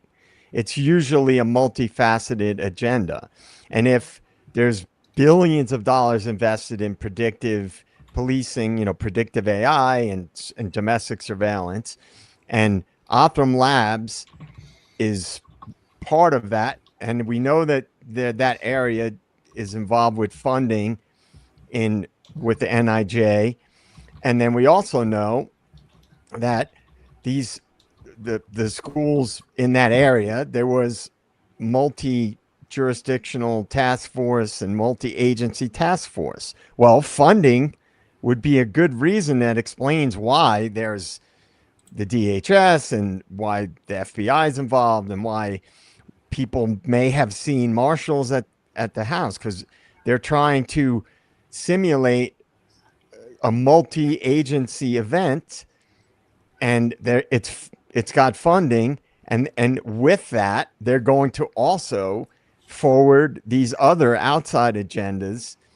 And again, I'm not saying that this is what I think absolutely happened. What I'm saying is when I see things that make logical sense, I can't help but to create a model in my mind of how this would play out. So I got to show you something interesting. You're gonna love this. ChatGPT, add to stage. Does Pullman Police Department in Washington State do training drills on Thursdays? Sometimes, but not every Thursday. What is verifiable from public sources is that Pullman Police Department has repeatedly run training drills on Thursdays, including July 31st, 2025 Thursday, June 20th on a Thursday, May 15th on a Thursday, July 20th on a Monday through Thursday for joint responders. Yes, they do training drills on Thursdays, sometimes confirmed multiple times. So, and then they have links to different times that they've done it. Pullman safety thing, warning about a Sunday. Another one, police training drills on Thursday at Krugel Hall. Another one, Pullman training day on Thursday in St. John's. So is a Thursday training thing a routine thing in the department that they're used to Thursdays being a training thing? And that's why they say, so what are you doing next Thursday? Another training drill? And they're laughing about it. Like, is there any possibility that's a training drill? It's definitely possible. I mean, I've been involved in some training exercises here in NYPD. And, So have I. And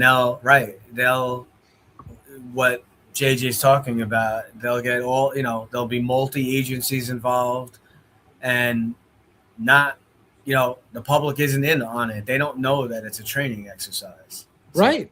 I was part of one. They had simulated an active shooter taking over a college, like went into a local college, and they did the whole thing. They had like first responders went. They had SWAT go. They had a whole. It even wound up making it on the news and everything. It was like a whole big thing. And when they do those things, don't they? Yeah.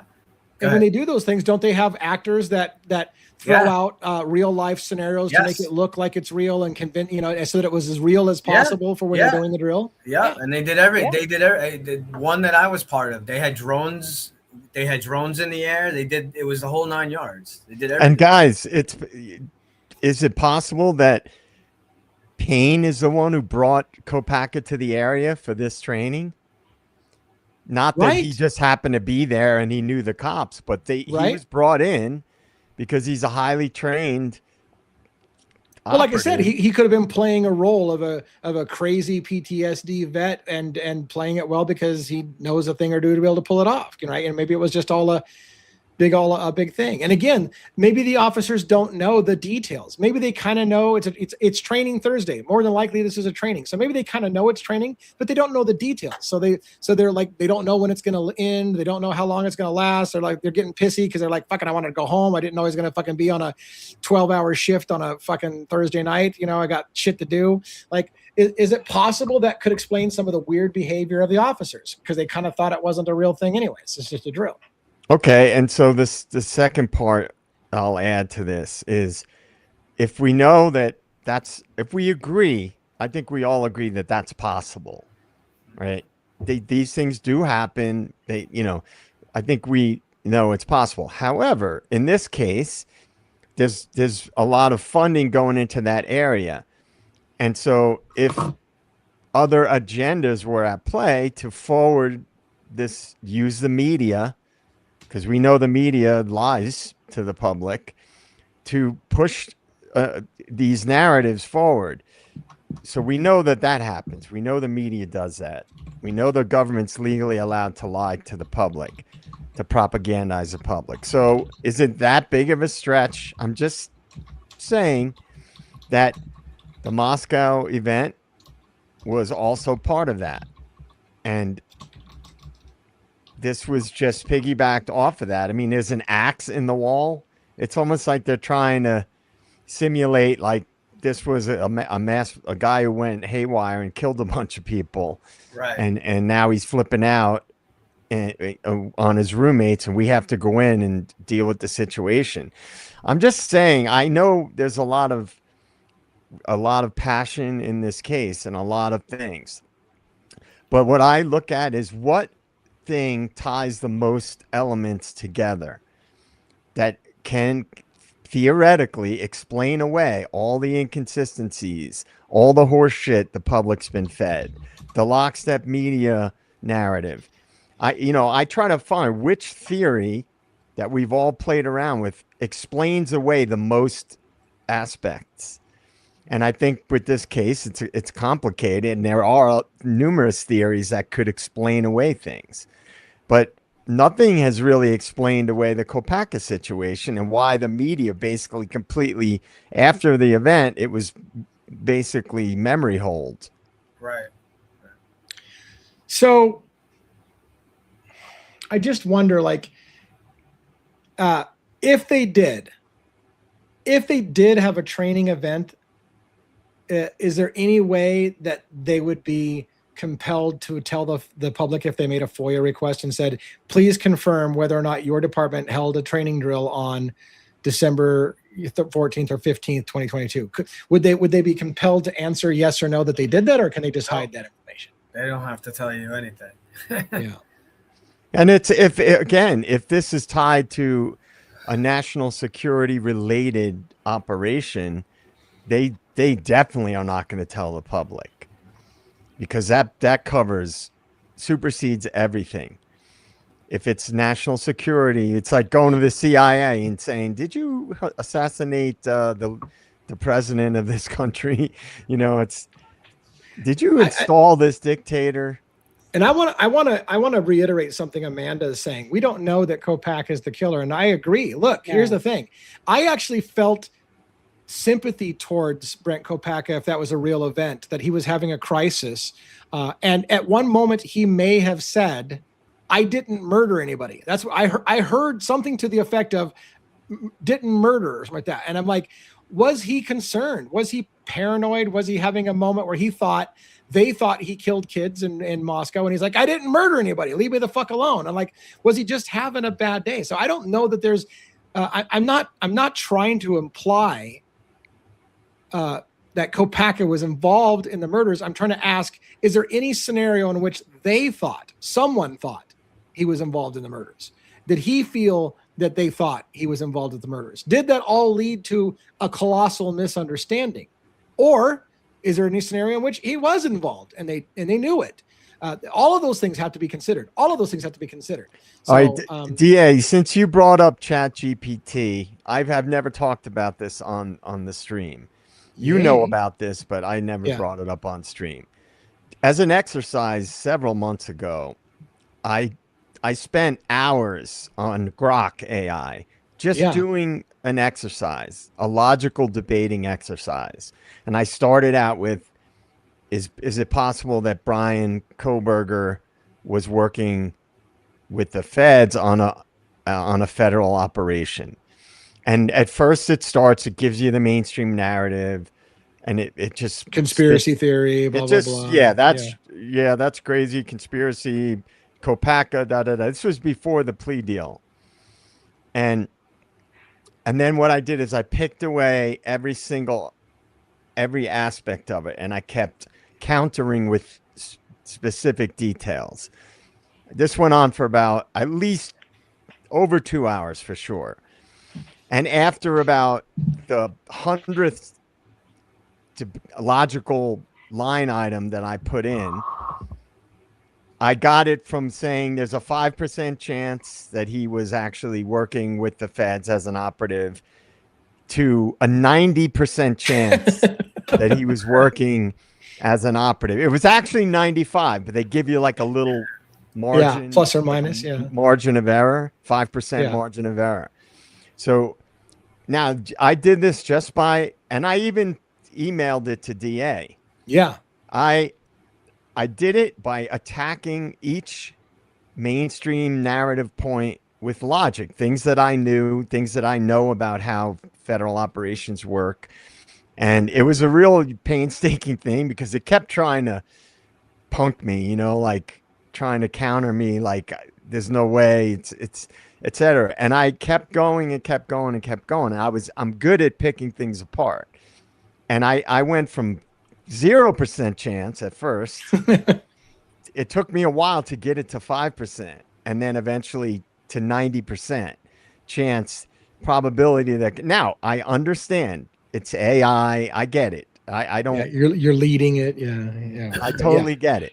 But the point is, if you can make enough logical connections between things, it's not that hard to create scenarios that are realistic. And I see, people make arguments like this is not what I'm saying. I definitely think happened. I definitely think that this was an operation, both the Idaho 4 and the Brent Kopacka thing. And now I'm very confident that the Kopacka thing was an operation of some sort.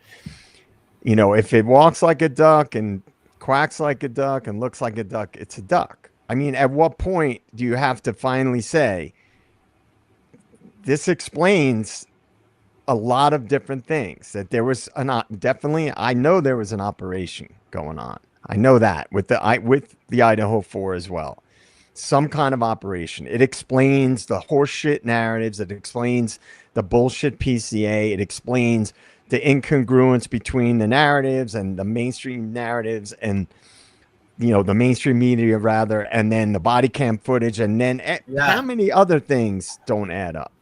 So I hate to be that guy, but because I believe there are other possibilities as well that are very probable, but an operation explains away a lot of the things. It explains, because I say this, and then I'll end with this. I always say this. I've debated people on this countless times. It's not what happens at the time of a high impact event. It's what happens as a result of it. Yeah. Yeah. So this comment, by the way, leads an interesting, just like you said, I can be clever and really good at picking things apart. Pullman Police Department was primarily involved in responding to a real world critical incident, an officer involved shooting that resulted from a long standoff in December 22, which overshadowed their typical monthly training. One could read that to say, instead of your typical training, this happened instead. So it could, they didn't have a train. That's what you could read it to say. They didn't have their regular monthly training at this time because this happened instead. So was it just their regular monthly training that got put out to the public as a real event when it was just their pretty much scheduled regular monthly training? And the redactions are insane that you got from the with the body cameras.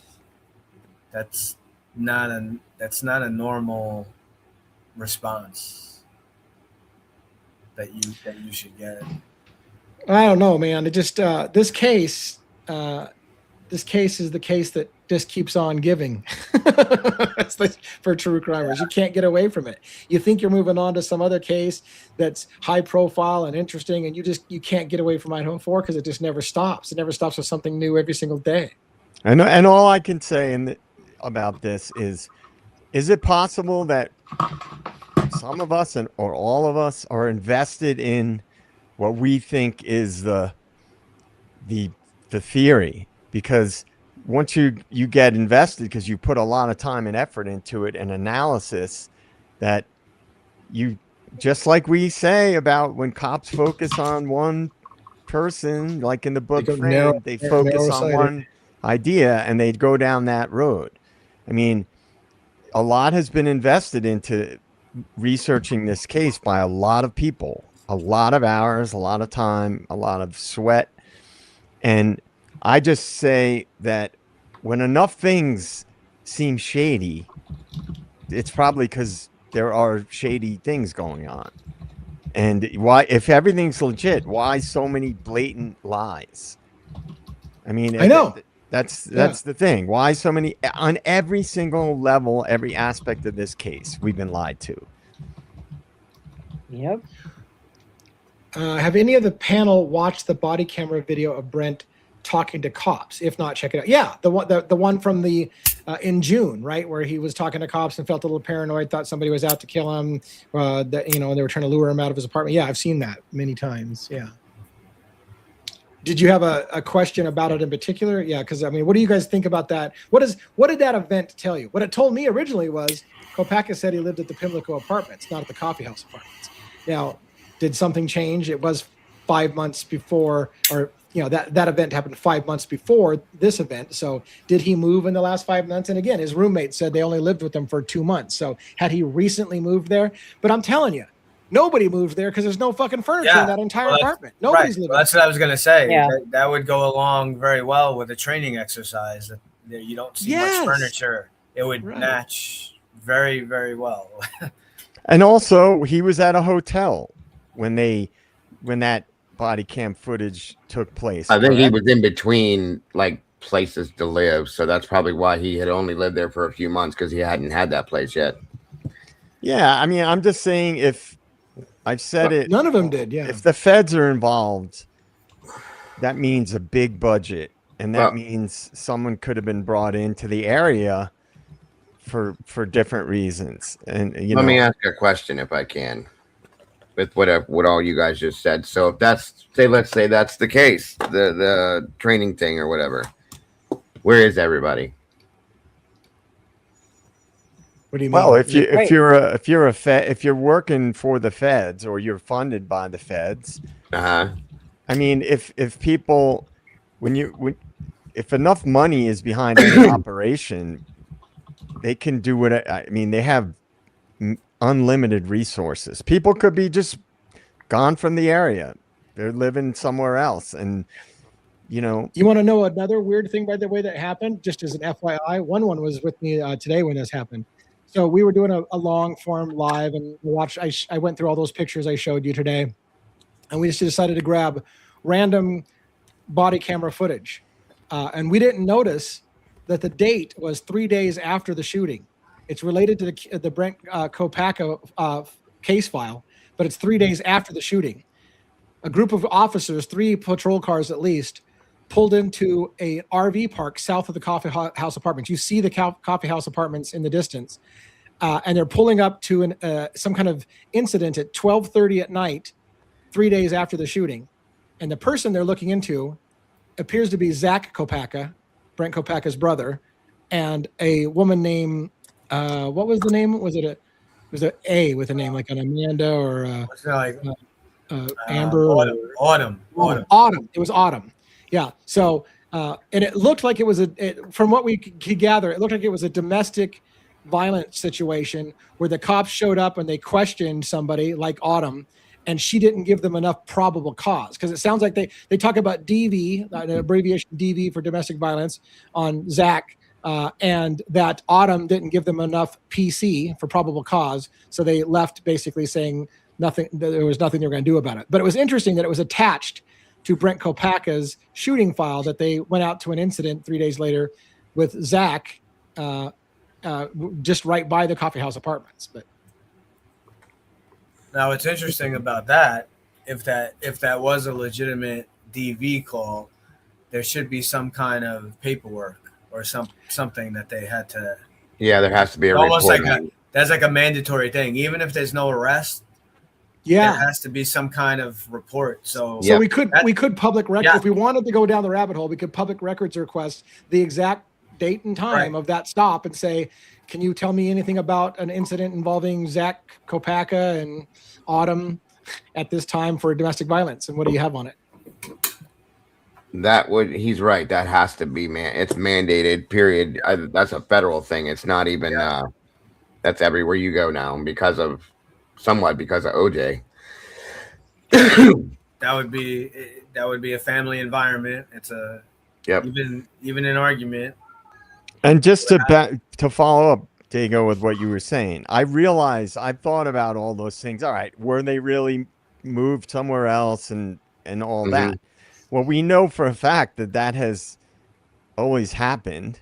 I mean, how many mob guys were put in WITSEC?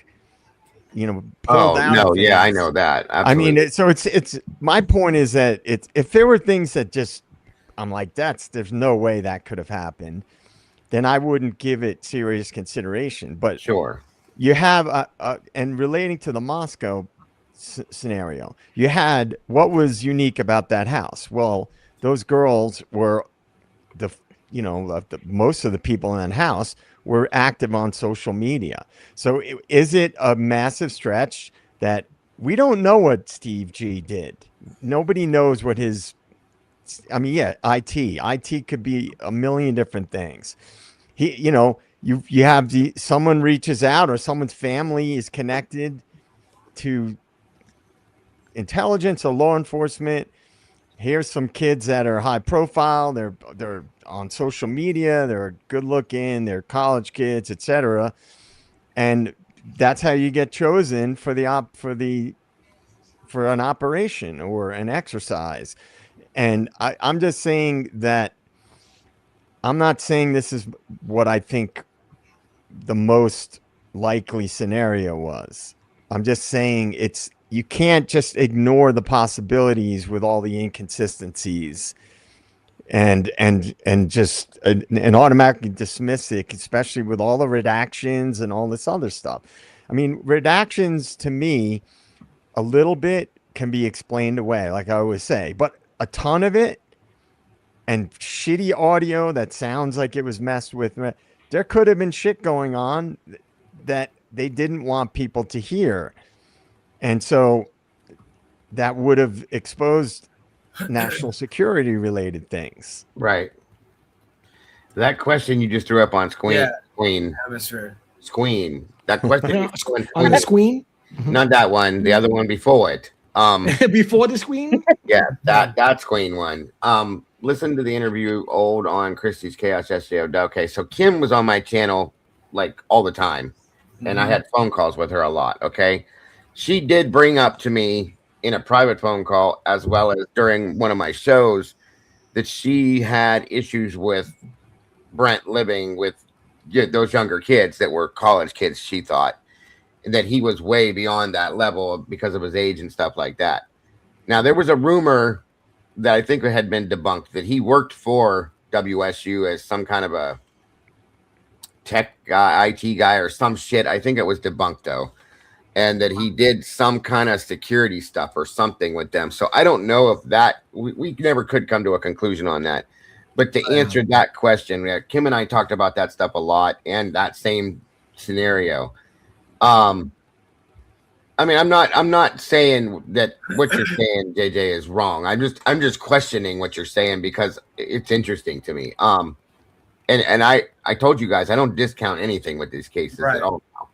So I don't want you to think that I was like questioning you. I'm just curious. No, man. Hey, bring it on, man. Scenario, like what happened? Because I'm watching. I've watched the emotional reactions from a lot of different people to these situations. So in this situation, my understanding is if that were to be what it was, so then we go directly to the with sex side of things. Then if that's what happened, and so the families would have no idea about any of this, or are they just portraying that they have no idea to any of this because that's part of the deal? I mean, that's what I don't understand with how that would work and how that goes down. But I know, like what you said with the mob, I've watched and read a lot of mob stories just because of my family in itself.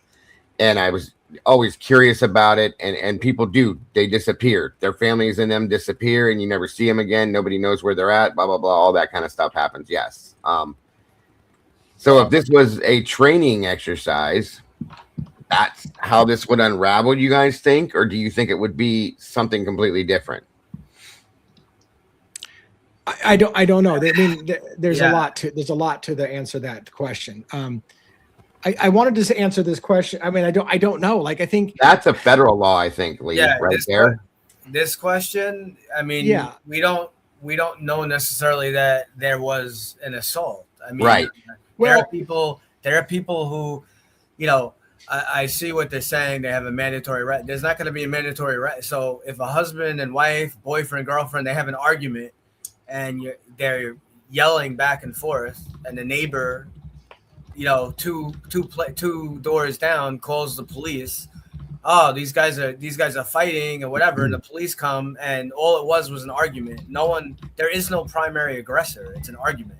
Right, but unless they physically right, but it still is mandatory to be documented. It's still that's what I was going to respond to with that. Right. Now I've been on scene for these, and he's right about that.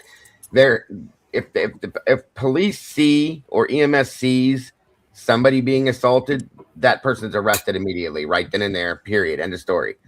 If somebody, like a woman, comes into the hallway of an apartment building, okay, and she's got a black eye and her face is swollen out, her teeth, she's bleeding. And the guy's in the apartment, okay? And the police look at the situation. The dude's hands are all red, black, and blue. He's arrested. That's how I've seen it happen. Now, like one said, if they get there and both the people have calmed down, there's nothing going on, it's a wash. They leave. That's how I've seen it go. Am I wrong with that one? Yeah, no, you're right. But even more so than that, it's still reported. We don't even have to. So if we go on scene. And it could be male or female, but predominantly most times it would be the female. But it could be the male, could be the victim too. Of course, I've seen that plenty of times as well. Yes. We don't have to even see an injury. Okay, there are ways that someone can be hurt or get hurt, and maybe there is no bruising yet. Maybe there's no injury. So if police come on scene, and you know. Let's say the girlfriend says, oh, you know, my boyfriend slammed me in the chest with an iron, you know, or something, and whatever, hit me in the chest with this stick, and we don't see, there's no bruising, there's nothing, but the female says, like, I do feel pain. it's a mandatory arrest. It's mandatory arrest. Well, There is no option because right, just like with the Gabby Petito situation. If you remember, Utah PD, they separated those two that night. Remember that? And they sent her off one place and him another place. Right. I've seen that happen here too. Obviously, that situation was the wrong way to go. That was a mess. Yeah. That was bad. They did it. Yeah. I mean, that situation, I could tell you that situation that happened with Gabby Petito would be impossible to happen in New York City. Right. Because absolutely, what I would tell you if I was on scene, whether you might agree or don't agree, but based on family offense laws and what we have here, at least in New York City, being on scene with the Gabby Petito and that situation, they both would have been arrested, both of them. Right. And you know what would happen? It would have wound up going to probably family court, but you know what? Gabby probably would have lived. She would have. Yeah, agreed. I agree with you on that. She would have lived. So absolutely, and Wazowski said Baltimore City as well. So yeah. Okay. I'm sorry I didn't mean to like jump sideways. I just curiosity. You know what I mean? So.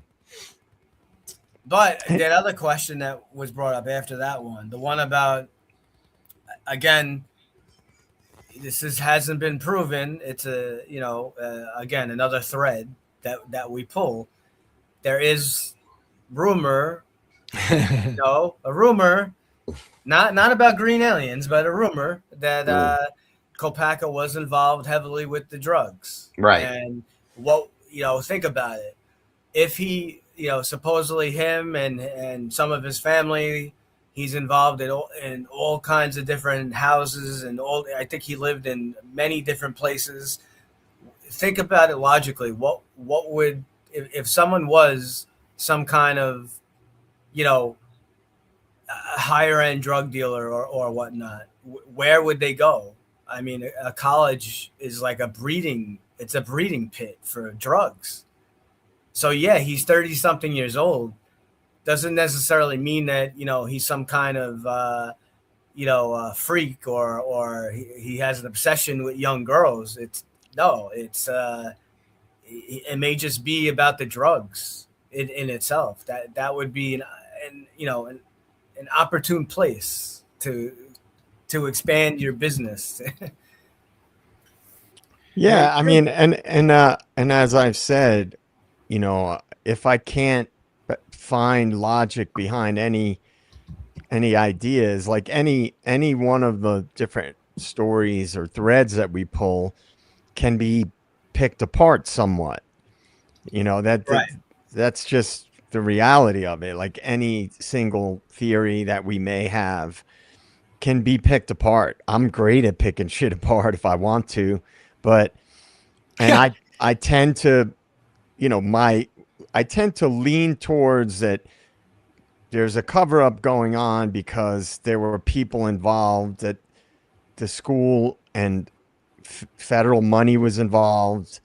And so there was a real need to steer away from certain things. And there was a big buyout supposedly going on, right? Yeah. Phoenix University. Right. It was like millions and millions of dollars. It was big money. Huge. It might have been like, I don't remember what it was, but it was pretty big. It was money. some kind of big, and then it wound up, right? Did it wind up getting canceled or something? They lost it. Yeah. They lost it, but that definitely would be a reason to hide stuff. Well, I was laughing too, because when you say I can pick apart anything, how about picking this apart? It's a guy who's just an incel from the college over and has no connection to the girls, no connection to the house. His cell phone might have pinged off the cell tower that services the residents at 1122 King Road residence. And it could have been his car, that suspect vehicle one, maybe like that. If you're going to bust my nuts because we're questioning with some little detail about the Kopacka shooting or whatever, going, well, you're clearly an idiot because this, how about the fucking official story? That story sucks balls. Like way worse than any of these other alternate theories we're discussing. Even possible. That's what people seem to forget is that the but now it's not even possible anymore. We know suspect vehicle one is not BK's car. Right. And the answer always is, when you say, look, the main story doesn't make sense, they go, well, he pled guilty though, so shut the fuck up. He pled guilty. So you guys still need to shut up. Like, you're right. Maybe it doesn't make sense, but he pled guilty, so it's the end of the story. Yeah. Well, I mean, I had to go through all that stuff with Grok mainstream narrative, Grok AI, to pick apart, like, this guy has, I dug into every aspect of it. This guy has no ties to any other violent crimes. I mean, I studied this stuff. I laid it all out. Well, you talking about BK or Kopacka? Yeah. Well, I'm BK, talking about Koberger. I'm like, they were not able to tie him to any other violent crimes. No. Murders. I think the only thing they said, he may have been involved possibly in some burglaries here or there. Right, but like no violence, right? No. Yeah, and I mean, I went through every aspect of it and picked it apart, and then I threw in there. I mean, the kid was going to school to get a PhD in criminology. He probably wanted to be a high level, law enforcement or intelligence or DHS or the feds, and so it's not congruent for somebody that's pursuing that to just go to across the country for school just to shortly thereafter commit a quadruple homicide.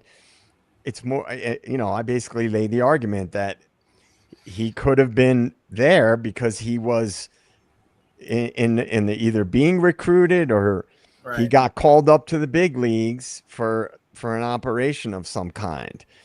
And with everything we've seen with the Charlie Kirk case, with Tyler Robinson, with Luigi Mangione, in my opinion, and other high profile cases, it's, to me, this case screams some kind of an operation. Now, whether that's only just a cover up because they wanted to shift the timeline because it would have implicated certain people that they did not want to be implicated, and it's really just that simple, and he's being framed, then and it can be hybrid too.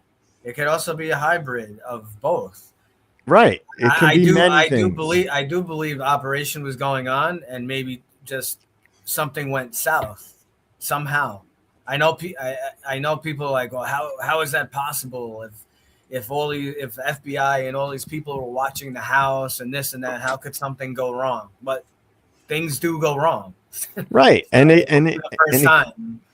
Absolutely. And Kopacka may not have been directly involved, but he could have been peripherally involved, and the feds don't want that to get out because that would be a stain on the military, and they've taken a lot of hits in the last bunch of years because of vets coming back with serious issues, and suicide rates have skyrocketed with vets coming back from combat, and that is a bad PR thing. But I mean, why all the redactions in the standoff?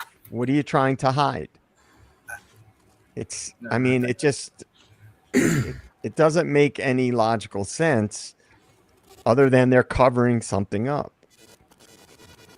Yeah.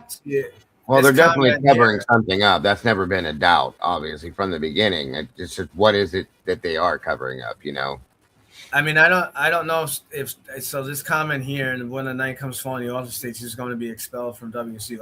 I don't know if people here, if people in the chat, if some of you have actually read any of the papers or any of the stuff that Brian wrote. We covered, Robin and I, like a few months ago on a Sunday show.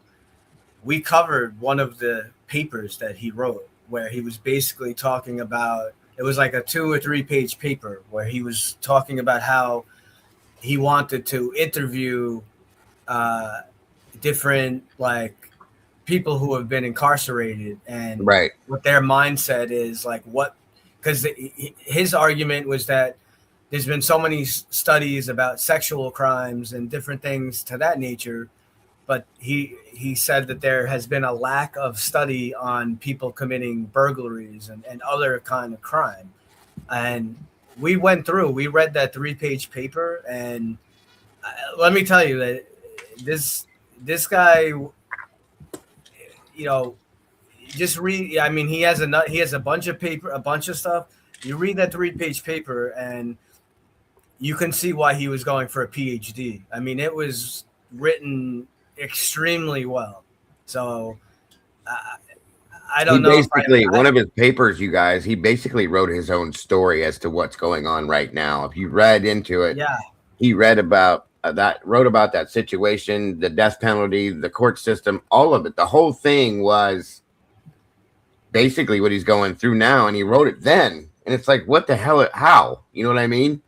It's what he was studying, and it's weird. And then he ends up in a situation that he was reading. A real quick, somebody had asked if there was a picture of what Brent looked like near the time of his death. This was This is a picture from that video footage back in June, and there's another. I couldn't find it for you, but there's another picture of what looks like him standing outside the Pimlico Apartments the night that there was a car accident, and he looked the same then too. It's definitely looked like him. Or 99%. And somebody had said something about When the Night Comes Falling. We read the entire book. I did on my channel, Howard Bloom's When the Night Comes Falling, about the story about him being expelled from WSU. That's not entirely accurate. Even the book doesn't say that he was expelled from WSU. What the book said, he was being dismissed from his teaching assistant's position, which then by extension they said, well, if he loses that, he's going to lose a lot of money and he won't be able to afford to go to school. So it was essentially the end of his career at college. He was going to have to drop out because he relies on that funding. So somebody made a bunch of steps that said he essentially was being kicked out of school because he was being reprimanded and kicked out of the teaching assistants, and therefore, by extension, he wouldn't have been able to afford his schooling, and therefore, it was the same thing as kicking him out of school. Right, and we can't stress enough that someone of the profile of what BK kind of represents, he is like the quintessential person that the government, the FBI, that these agencies would seek out. I don't know how else to put that into people's minds. Is that what happened? We don't know 100%, but on the level that he's at, I don't think some people realize like what it is to go for a PhD. I don't. It's not. It's like the highest level that you can kind of get to.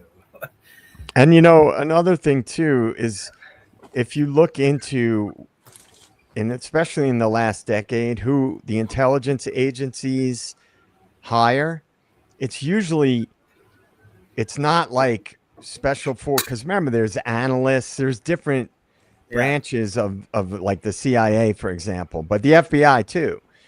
And somebody that's really good with like forensic analysis and computers and cloud-based stuff is who they hire now. It's not the macho guy that you would think. If you look at all the different CIA guys that have been interviewed, the new school guys are not like the old school CIA guys. They're kind of like nerdy and really into gamers, and they're really into, tech and programming and hacking and all that stuff. And so I think it's a really high probability, in my opinion, that Koberger was working either for the feds or he was working in conjunction with them through funding on particular research studies, which is fairly common. And I mean, I wasn't even in a graduate program, and when I went for my undergrad, and my university, which is not a huge school, it was like a mid-sized school, maybe like 15,000 students, had the largest psychology grant in the entire country, and it was DARPA. And I didn't know about DARPA back then, other than hearing about them. And they were doing research at my university, and we know now for a fact that intelligence and law enforcement recruit from colleges. Yeah.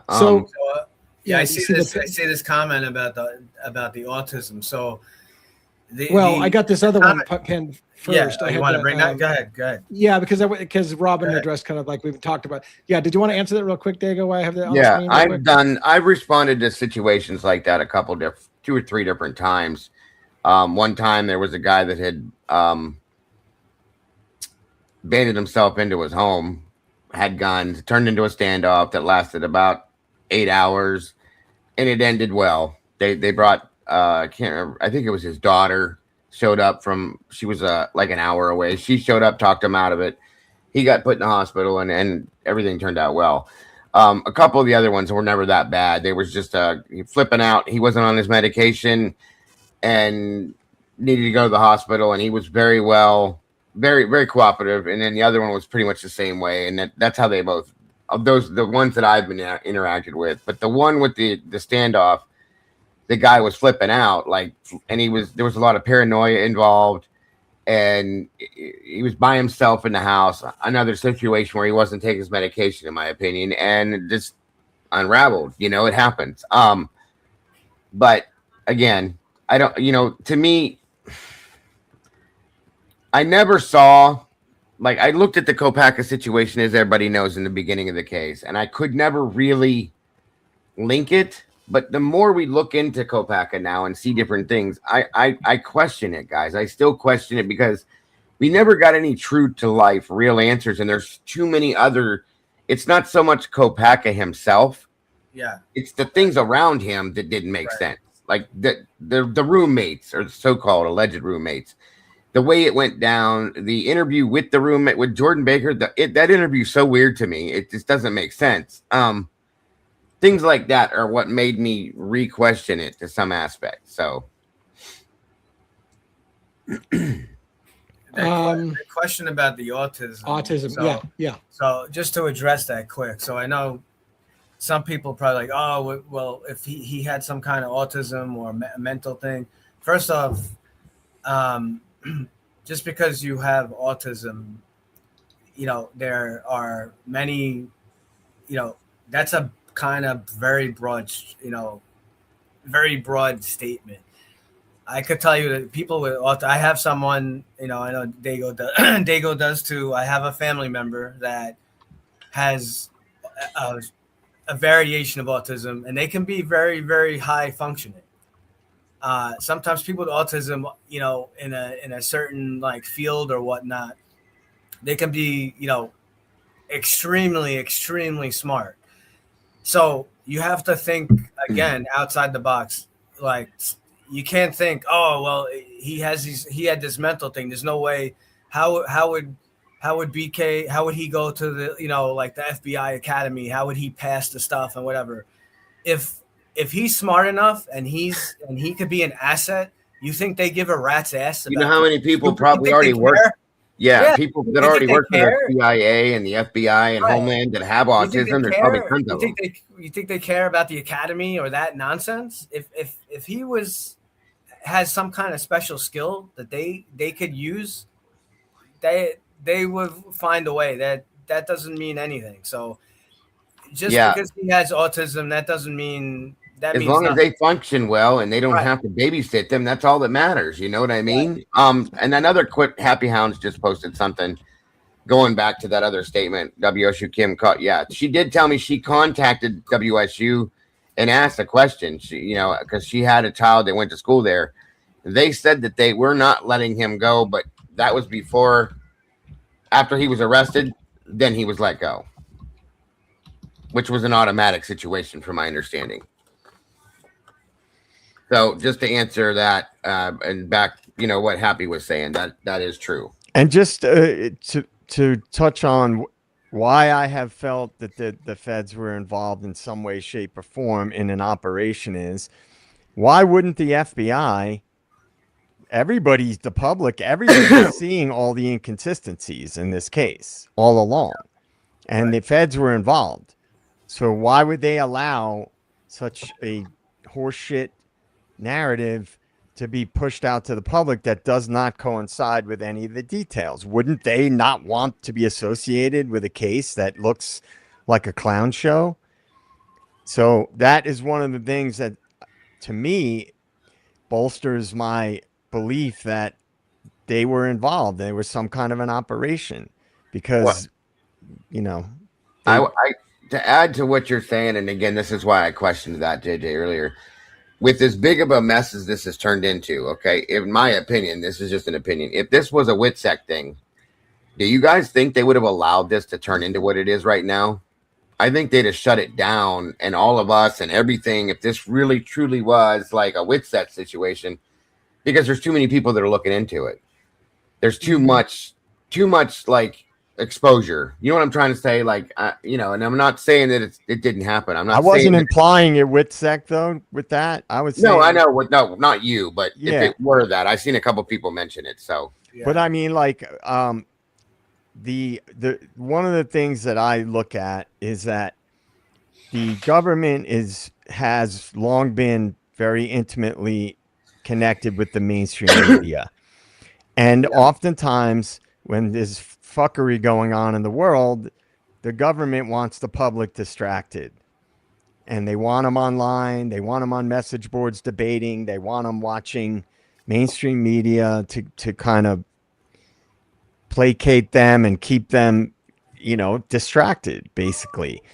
And I think whenever I see the mainstream media in dead lockstep on a case, it is an immediate red flag to me. Like immediately on dead lockstep on a case with the mainstream narrative. And so the WITSEC thing, or an operation that was like an extraction of any kind, that's not my strongest feeling.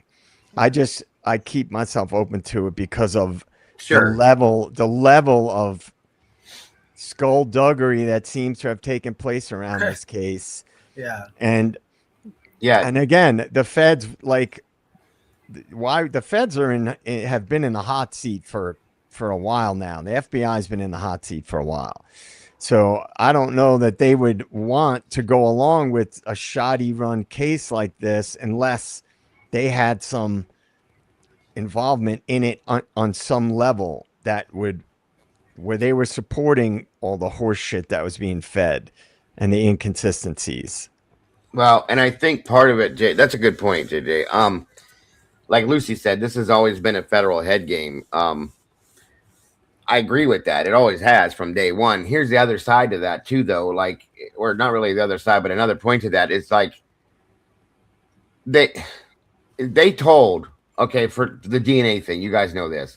When they did the DNA work on this, they told MPD and them, don't use this, don't use this, don't use this. Okay. Yeah. Here's what we're gonna do for you, but we'll deny it. Absolute deniability. We're not gonna. You didn't do this anyway, and they used it anyway. So in turn, then they get brought back out into the spotlight. Okay, which I'm sure they're still bouncing around behind the scenes, like avoiding things. I'm sure. Which is hence where we're at. But so there's that too, to understand that the feds did their thing in this. We know what they did. We know what they shouldn't have done, but they did it anyway with the DNA, with the the cast info and all that kind of shit. They did a whole bunch of fuckery, like you guys said. But now it's out there, and it doesn't seem like they're doing anything. I mean, they're still pulling the whole deniability thing, no matter what. But it doesn't seem like they're doing anything more to cut anything more to cover it up than they have done. You know what I'm saying? Like shutting anything down. I would have imagined. I've been thinking about that today a lot, even though I have my other thoughts. I can't understand how they're not shutting this down and shutting us down and having people not talk about this if it's that like in depth. You know what I'm saying? That's what bothers me about it. Like, why aren't they doing that? Well, I mean, the feds love. I always say, they really love when people are debating each other and online and fighting with each other, right, on these hotly debated cases. And true crime is massive. I mean, every big documentary, they interview true crime people. It's a big thing, and it makes people money. It makes people money, man. Yeah. You're getting, YouTube loves it. The platforms love it. The Reddit loves it. I wish we were making money. Yeah. But I mean, they're surely making money, right? And so, you know, I just think like that's why I always say, man, this case is the craziest fucking case I've ever seen, because in my opinion, there's like 3 different theories that are highly, highly plausible. Yeah. That are not the mainstream narrative. And I mean, come on, guys, a speck of DNA on a knife sheath with the number of stab wounds these people allegedly had. Come on, man. I mean, we're getting into. And it's not even recovered on body camera. I mean, No. now They couldn't even do that. We're getting into like goo goo gaga shit now. It's like they don't show the knife sheath being found. There's a speck of DNA on a snap button. That's it's this guy. Oh, it just happens to be a guy who's a PhD candidate in criminology, just up the road. You know, it just doesn't. So, man, I don't know, dude. I'm getting to the point where I just am like, fuck this, man. This is just. So we give up. We give up on the case. Just fuck it. I mean, DA, when you were talking today, I was listening while I was at work. Did your video early today, and I'm like, you're looking at that scene with Kopaka, and you saw all that redacted shit. Any one of us, anybody in the chat could look at that and go, more fuckery. Like, right. It's never ends. It's just more fuckery. Everything is fuckery. And it just, it's how do you not think the worst case scenarios about the people that are pulling the strings in this world when we just get nothing but an endless stream of fuckery? Yeah, absolutely. And you know, and I keep repeating it from time to time, but something you said stuck with me as one of the biggest keys in this whole thing, which is that if you had taken any one of these things by themselves, you could have explained it away and said, well, okay. But the number of fucking things you have to explain away in this case is insane. So that's when it becomes not believable anymore. Right. Because if it was just a one-off, you could say, oh, well, yeah, shit happens. If it was one thing, you could be like, shit happens. Sometimes shit just happens. Right. But and what most people will Thursday and Friday, and shit happened on this day, and this case shit happened, and then some other shit happened, and come on. And then if you'll have people that give you the Occam's razor, he pled guilty. Well, that's it. It's done. Pled guilty. Occam's razor, in my opinion, would not be a representative logical approach to this, because if it was Occam's razor, there wouldn't be an endless stream of inconsistencies from day one. That's not Occam's razor. So all the people on Reddit that love to say Occam's razor, if there was Occam's razor, there would be a very simple, there wouldn't be a need for all this inconsistency. This is the opposite of Occam's razor, in my opinion. Yeah, me too. I mean, look at what, you know, every time they have something new that comes down, we have another 50 questions to ask. I mean, look at every time. How simple is it of getting a DoorDash receipt? You look at a DoorDash receipt, and now what? Now we see DoorDash is ordered at 2:15 and gets ordered, you know, and arrives at 3:59. Who the hell orders DoorDash and waits an hour and 45 minutes for food? Yeah. I mean, we spoke about it earlier on Dago's channel. You order DoorDash, you know, okay, it's not going to take 10 minutes, but all these apps, I know DoorDash has it. There's a little map. There's a map that on the thing. You open it up. An estimated time. Estimated time, but not only estimated time, it'll show you real time where the driver is. You can see where they are. There's a map, You're going to tell me that someone is going to wait an hour and 45 minutes until they send a message? Oh, that's actually the secondary. Yeah, that was the second time. The first time, she was way super late. They canceled the order and they had to remake the food the first time, and then that happened. So that's pretty wild. I will concede right now that it could be that Kopaka had nothing whatsoever to do with this case, and if that was in fact a training exercise, It was not. It was that. It was a training exercise, and it was the public is not going to get that information, and that if that's the case, I'm willing to concede that may be completely separate from the Idaho 4 case. I'm willing to concede that. But again, it just there just seems to be so much being hidden from the public from every step of the way. We could no need to go through it all. We all know what it is. It's just it's just I just think that we've gotten to a point in history that the powers that be believe that the citizens don't matter. We're just pawns, we're just things to be moved around on a chessboard for the benefit of people that are powerful and wealthy and elites and so on. And it's just, I really have seen it escalate in the last 5 years in America and around the world, really. And it's just, the way my mind works, I believe that a lot of these things are connected. I really do. I just definitely. I mean, shit doesn't make sense. Anybody who if wanted to look at my X account and go back 3 years, 4 years, and search different things, I predicted so many things of the path that we were going to go down. And people, I've had friends, my buddy who went to military school, and he was around a lot of Navy SEALs and guys that became CIA contractors. He wouldn't hear from him for months, and then he'd hit me up with a text like, "Dude, you predicted that. How did you predict that?" And I'm like, it's not that hard if you know what the end goals are. Right. Yeah. It's not hard. Well, all night long we have talked about one case, and there's no real time. There's no real time to do another case.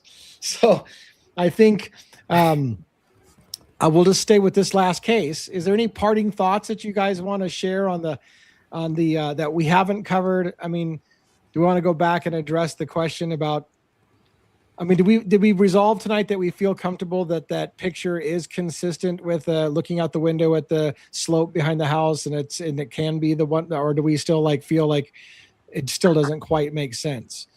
I mean, I mean, you did great, Dago, showing at least where it very much could be the trees and the staircase that you see back there. The angle doesn't seem right, but is that just a trick of the camera, or that's what I was saying? I don't know for sure. Yeah. But you're rubbing off on me with the whole devil's advocate thing. And I just had to say maybe, but Robin had a better point saying at that angle, you should be kind of looking down on more. It's just weird because it still doesn't make sense. When you look at the one window, you see a blacktop with yellow line parking lot. The other side of it, you see grass. It's what the hell's going on? You know what I mean? Yeah, right. And just from physics, just basic perspective, if you were further away from that little hillside with the stairs, if you were further away, yes, I could see it looking like you were lower because it's a little further away, right, but you would see the parking lot below the window. But we saw the other picture, how close it is to that hillside. Doesn't seem like the angle is correct. Right. So Dago, somebody said they sent you the picture of the water tower, and then while you're looking at that, if you have it, I wonder if this person's saying I should go to Moscow, because that would be funny, but it would also, I just don't know if they already know that, because they did put a little smiley face. So Joe and I went to Moscow. Rhonda and I went to Moscow. We put boots on the ground, nighttime, daytime drive footage. We got a whole bunch of stuff. We got footage of it.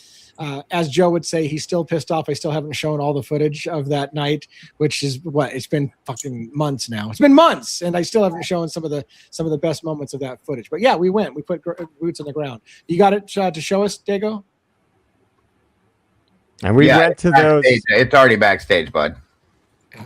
And we went to those Maybe- apartments too, by the way. Yeah. Okay. There's a So- grain silo or water tower out there.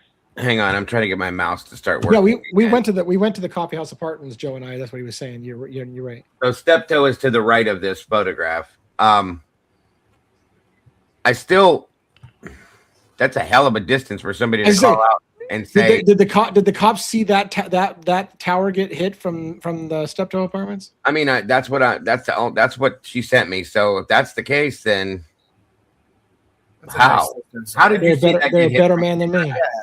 They got some good eyes. You know what it's- seriously. It felt honestly. I mean, I don't want to be a dick, but it felt like the whole. I saw him shoot a tree branch. I saw him shoot a tower. Hey, he's shooting towards campus. It felt like somebody giving an excuse for them to take the shot. That's what it Like, sounds well, like. They needed to have a pretext. So three things happened in a very short. No, four things happened in a very short period of time. 8 hours go by, and in a very short period of time, a bullet hit one of our cars. He hit a tower. He's shooting through a tree towards campus, and he just said he's going to start killing people, and then they shot him. So Yeah, but I didn't isn't know any that, of those things happened, but- Isn't that Pimlico there on the left, and to the right is Steptoe? Steptoe? Because yeah, that's where Yeah, this well, is taken. and that's SEL right there, straight ahead. Yeah, that's SEL. Yeah, Lee, I Steptoe wanted to the to, right of this, and then that's Pimlico right there. Do you know how far? That's not even remotely close to the coffee house. No. If that's the north side of town, not only is that, so that's not possible. So here's why I'll just tell you right now why that's not possible. What you're not seeing is elevation change. So Right. first of all, Steptoe is down low, and you slope up quite a bit towards campus, and then it slopes down from there over. And so there's no way you're seeing those water towers from the Steptoe apartments. That's my thought. Like I said, how? You know what I mean? I don't think it's possible. I don't think it's possible. No. I don't either. And I believed you. Like earlier when you said it sounds like she's just kind of like picking things out just to say, or whatever. Yeah, That's what it sounds like to me. It truly does. Like she just Lee, made I had it a up. question. I had a question for you, Lee, because I know I jumped in earlier, so I missed some of it. I didn't see all of the video. Did they show? Were there any pictures or anything? Did they? So other, I know they talked about the water tower. Did they? Where she said, "Oh, they hit one of the cars. They hit this." Did they show any pictures or anything of I haven't seen anything being hit? No, Yeah, I haven't seen anything. Now, granted, each, there's like 4 body camera footage or 5 body camera footage from each hour of that shooting. So I haven't watched all the camera footage. So Yeah. that's another reason why I'm kind of trying to make these files available for everybody to snoop through and say, and I've been trying to tell people, look, here's what I'm looking for. If you find this, please tell me the file and the time frame. So I want to hear very clearly Brent Kopaka saying he's going to start killing people. I don't know that that's ever said. In fact, Right. what I'll say this, I don't believe he said it. Until you guys can show me a video that said he said it, I don't think he said it. I think an officer said he said it, but I don't think he said it. So until you can show me a video that he said it's all hearsay. I don't know that he hit a tree. I don't know that he hit a water tower. I don't know that half those things. So I'm looking for those. Show me that he actually said he was going to start killing people. I would like to see that.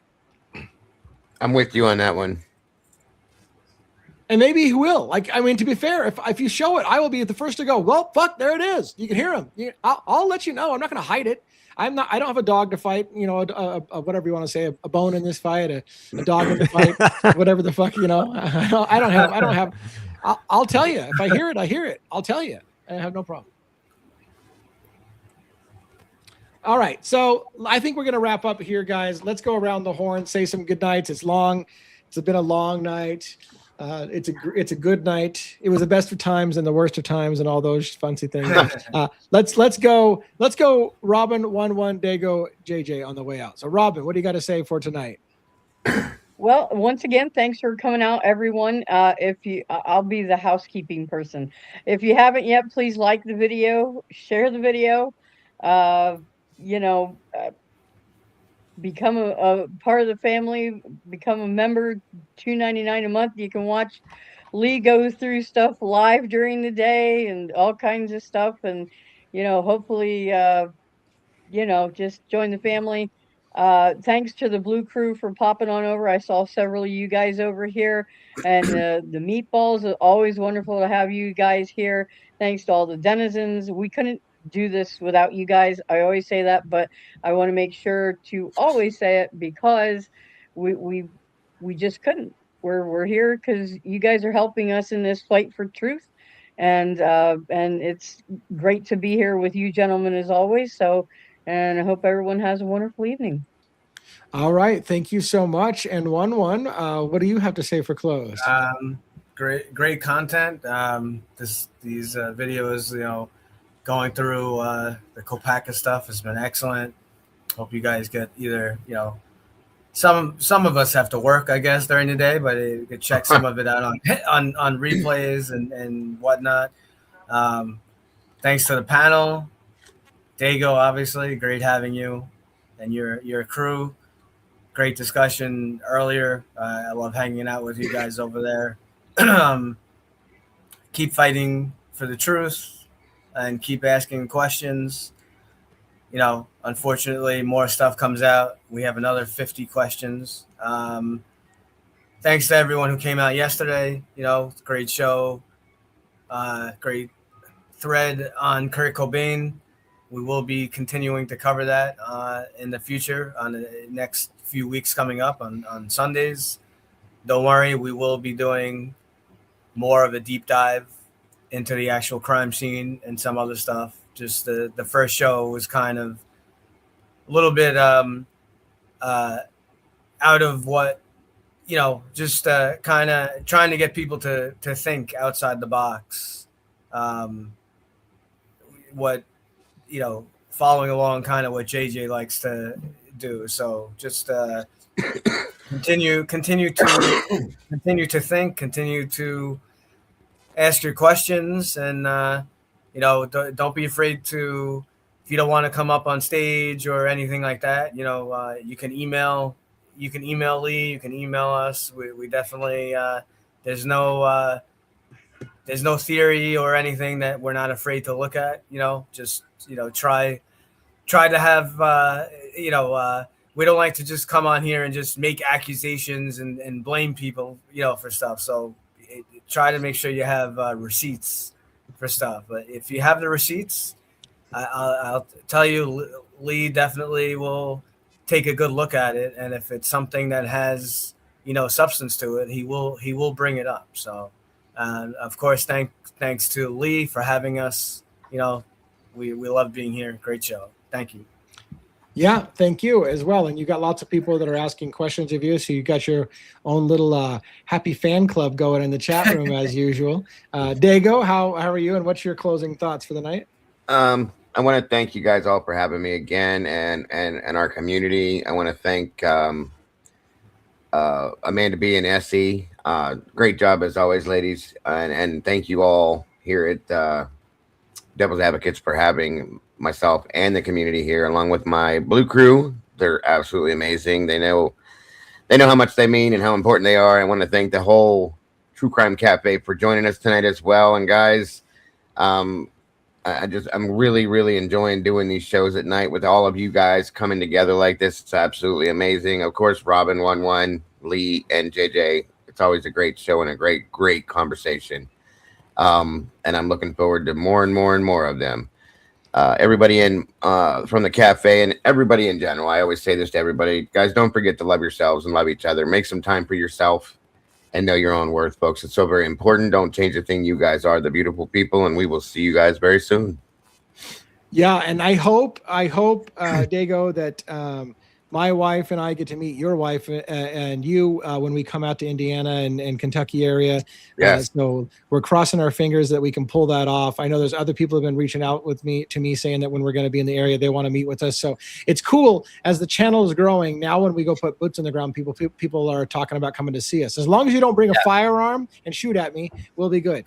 So, I mean, you can bring a firearm, just don't shoot at me. I was going to say, I'm not going to shoot at you. And, but the other thing, I can't promise you that. But fair. I don't mind the extra protection around us as long as it's not. I'm looking. Yeah, definitely. What do you got, JJ, for closing? Yeah, once again, thank you for having me, everybody. Thank you to the Den and the Meatballs and all the mods. I really appreciate it. And of course, to all you fine panelists here and DA, and for tolerating my flights of fancy. We'll get those videos out one day of DA and I on a rampage in Idaho. The people in the members only live were cracking me up, man. Like, some of that stuff was just the funniest shit I've ever done. But not just funny, you know, there was some good There was nuggets. good moments. Yeah, there was some good nuggets in were. there. And man, I got to tell you, you know, this case has stretched my brain in ways I can't even tell you guys. And so I'm happy to go through it with y'all. It's been a really interesting thing. Yeah, Amanda loves busting my nuts. Read the chat, Joe. Read the damn You chat. guys, if you ever get to see those videos, you'll understand. It was pretty nutty. I hope you guys get to see them eventually. In a way, I wish to help support the channel, we could sell some merchandise, because we have so many cool inside jokes in this channel. You know, this ain't coffee, bitch.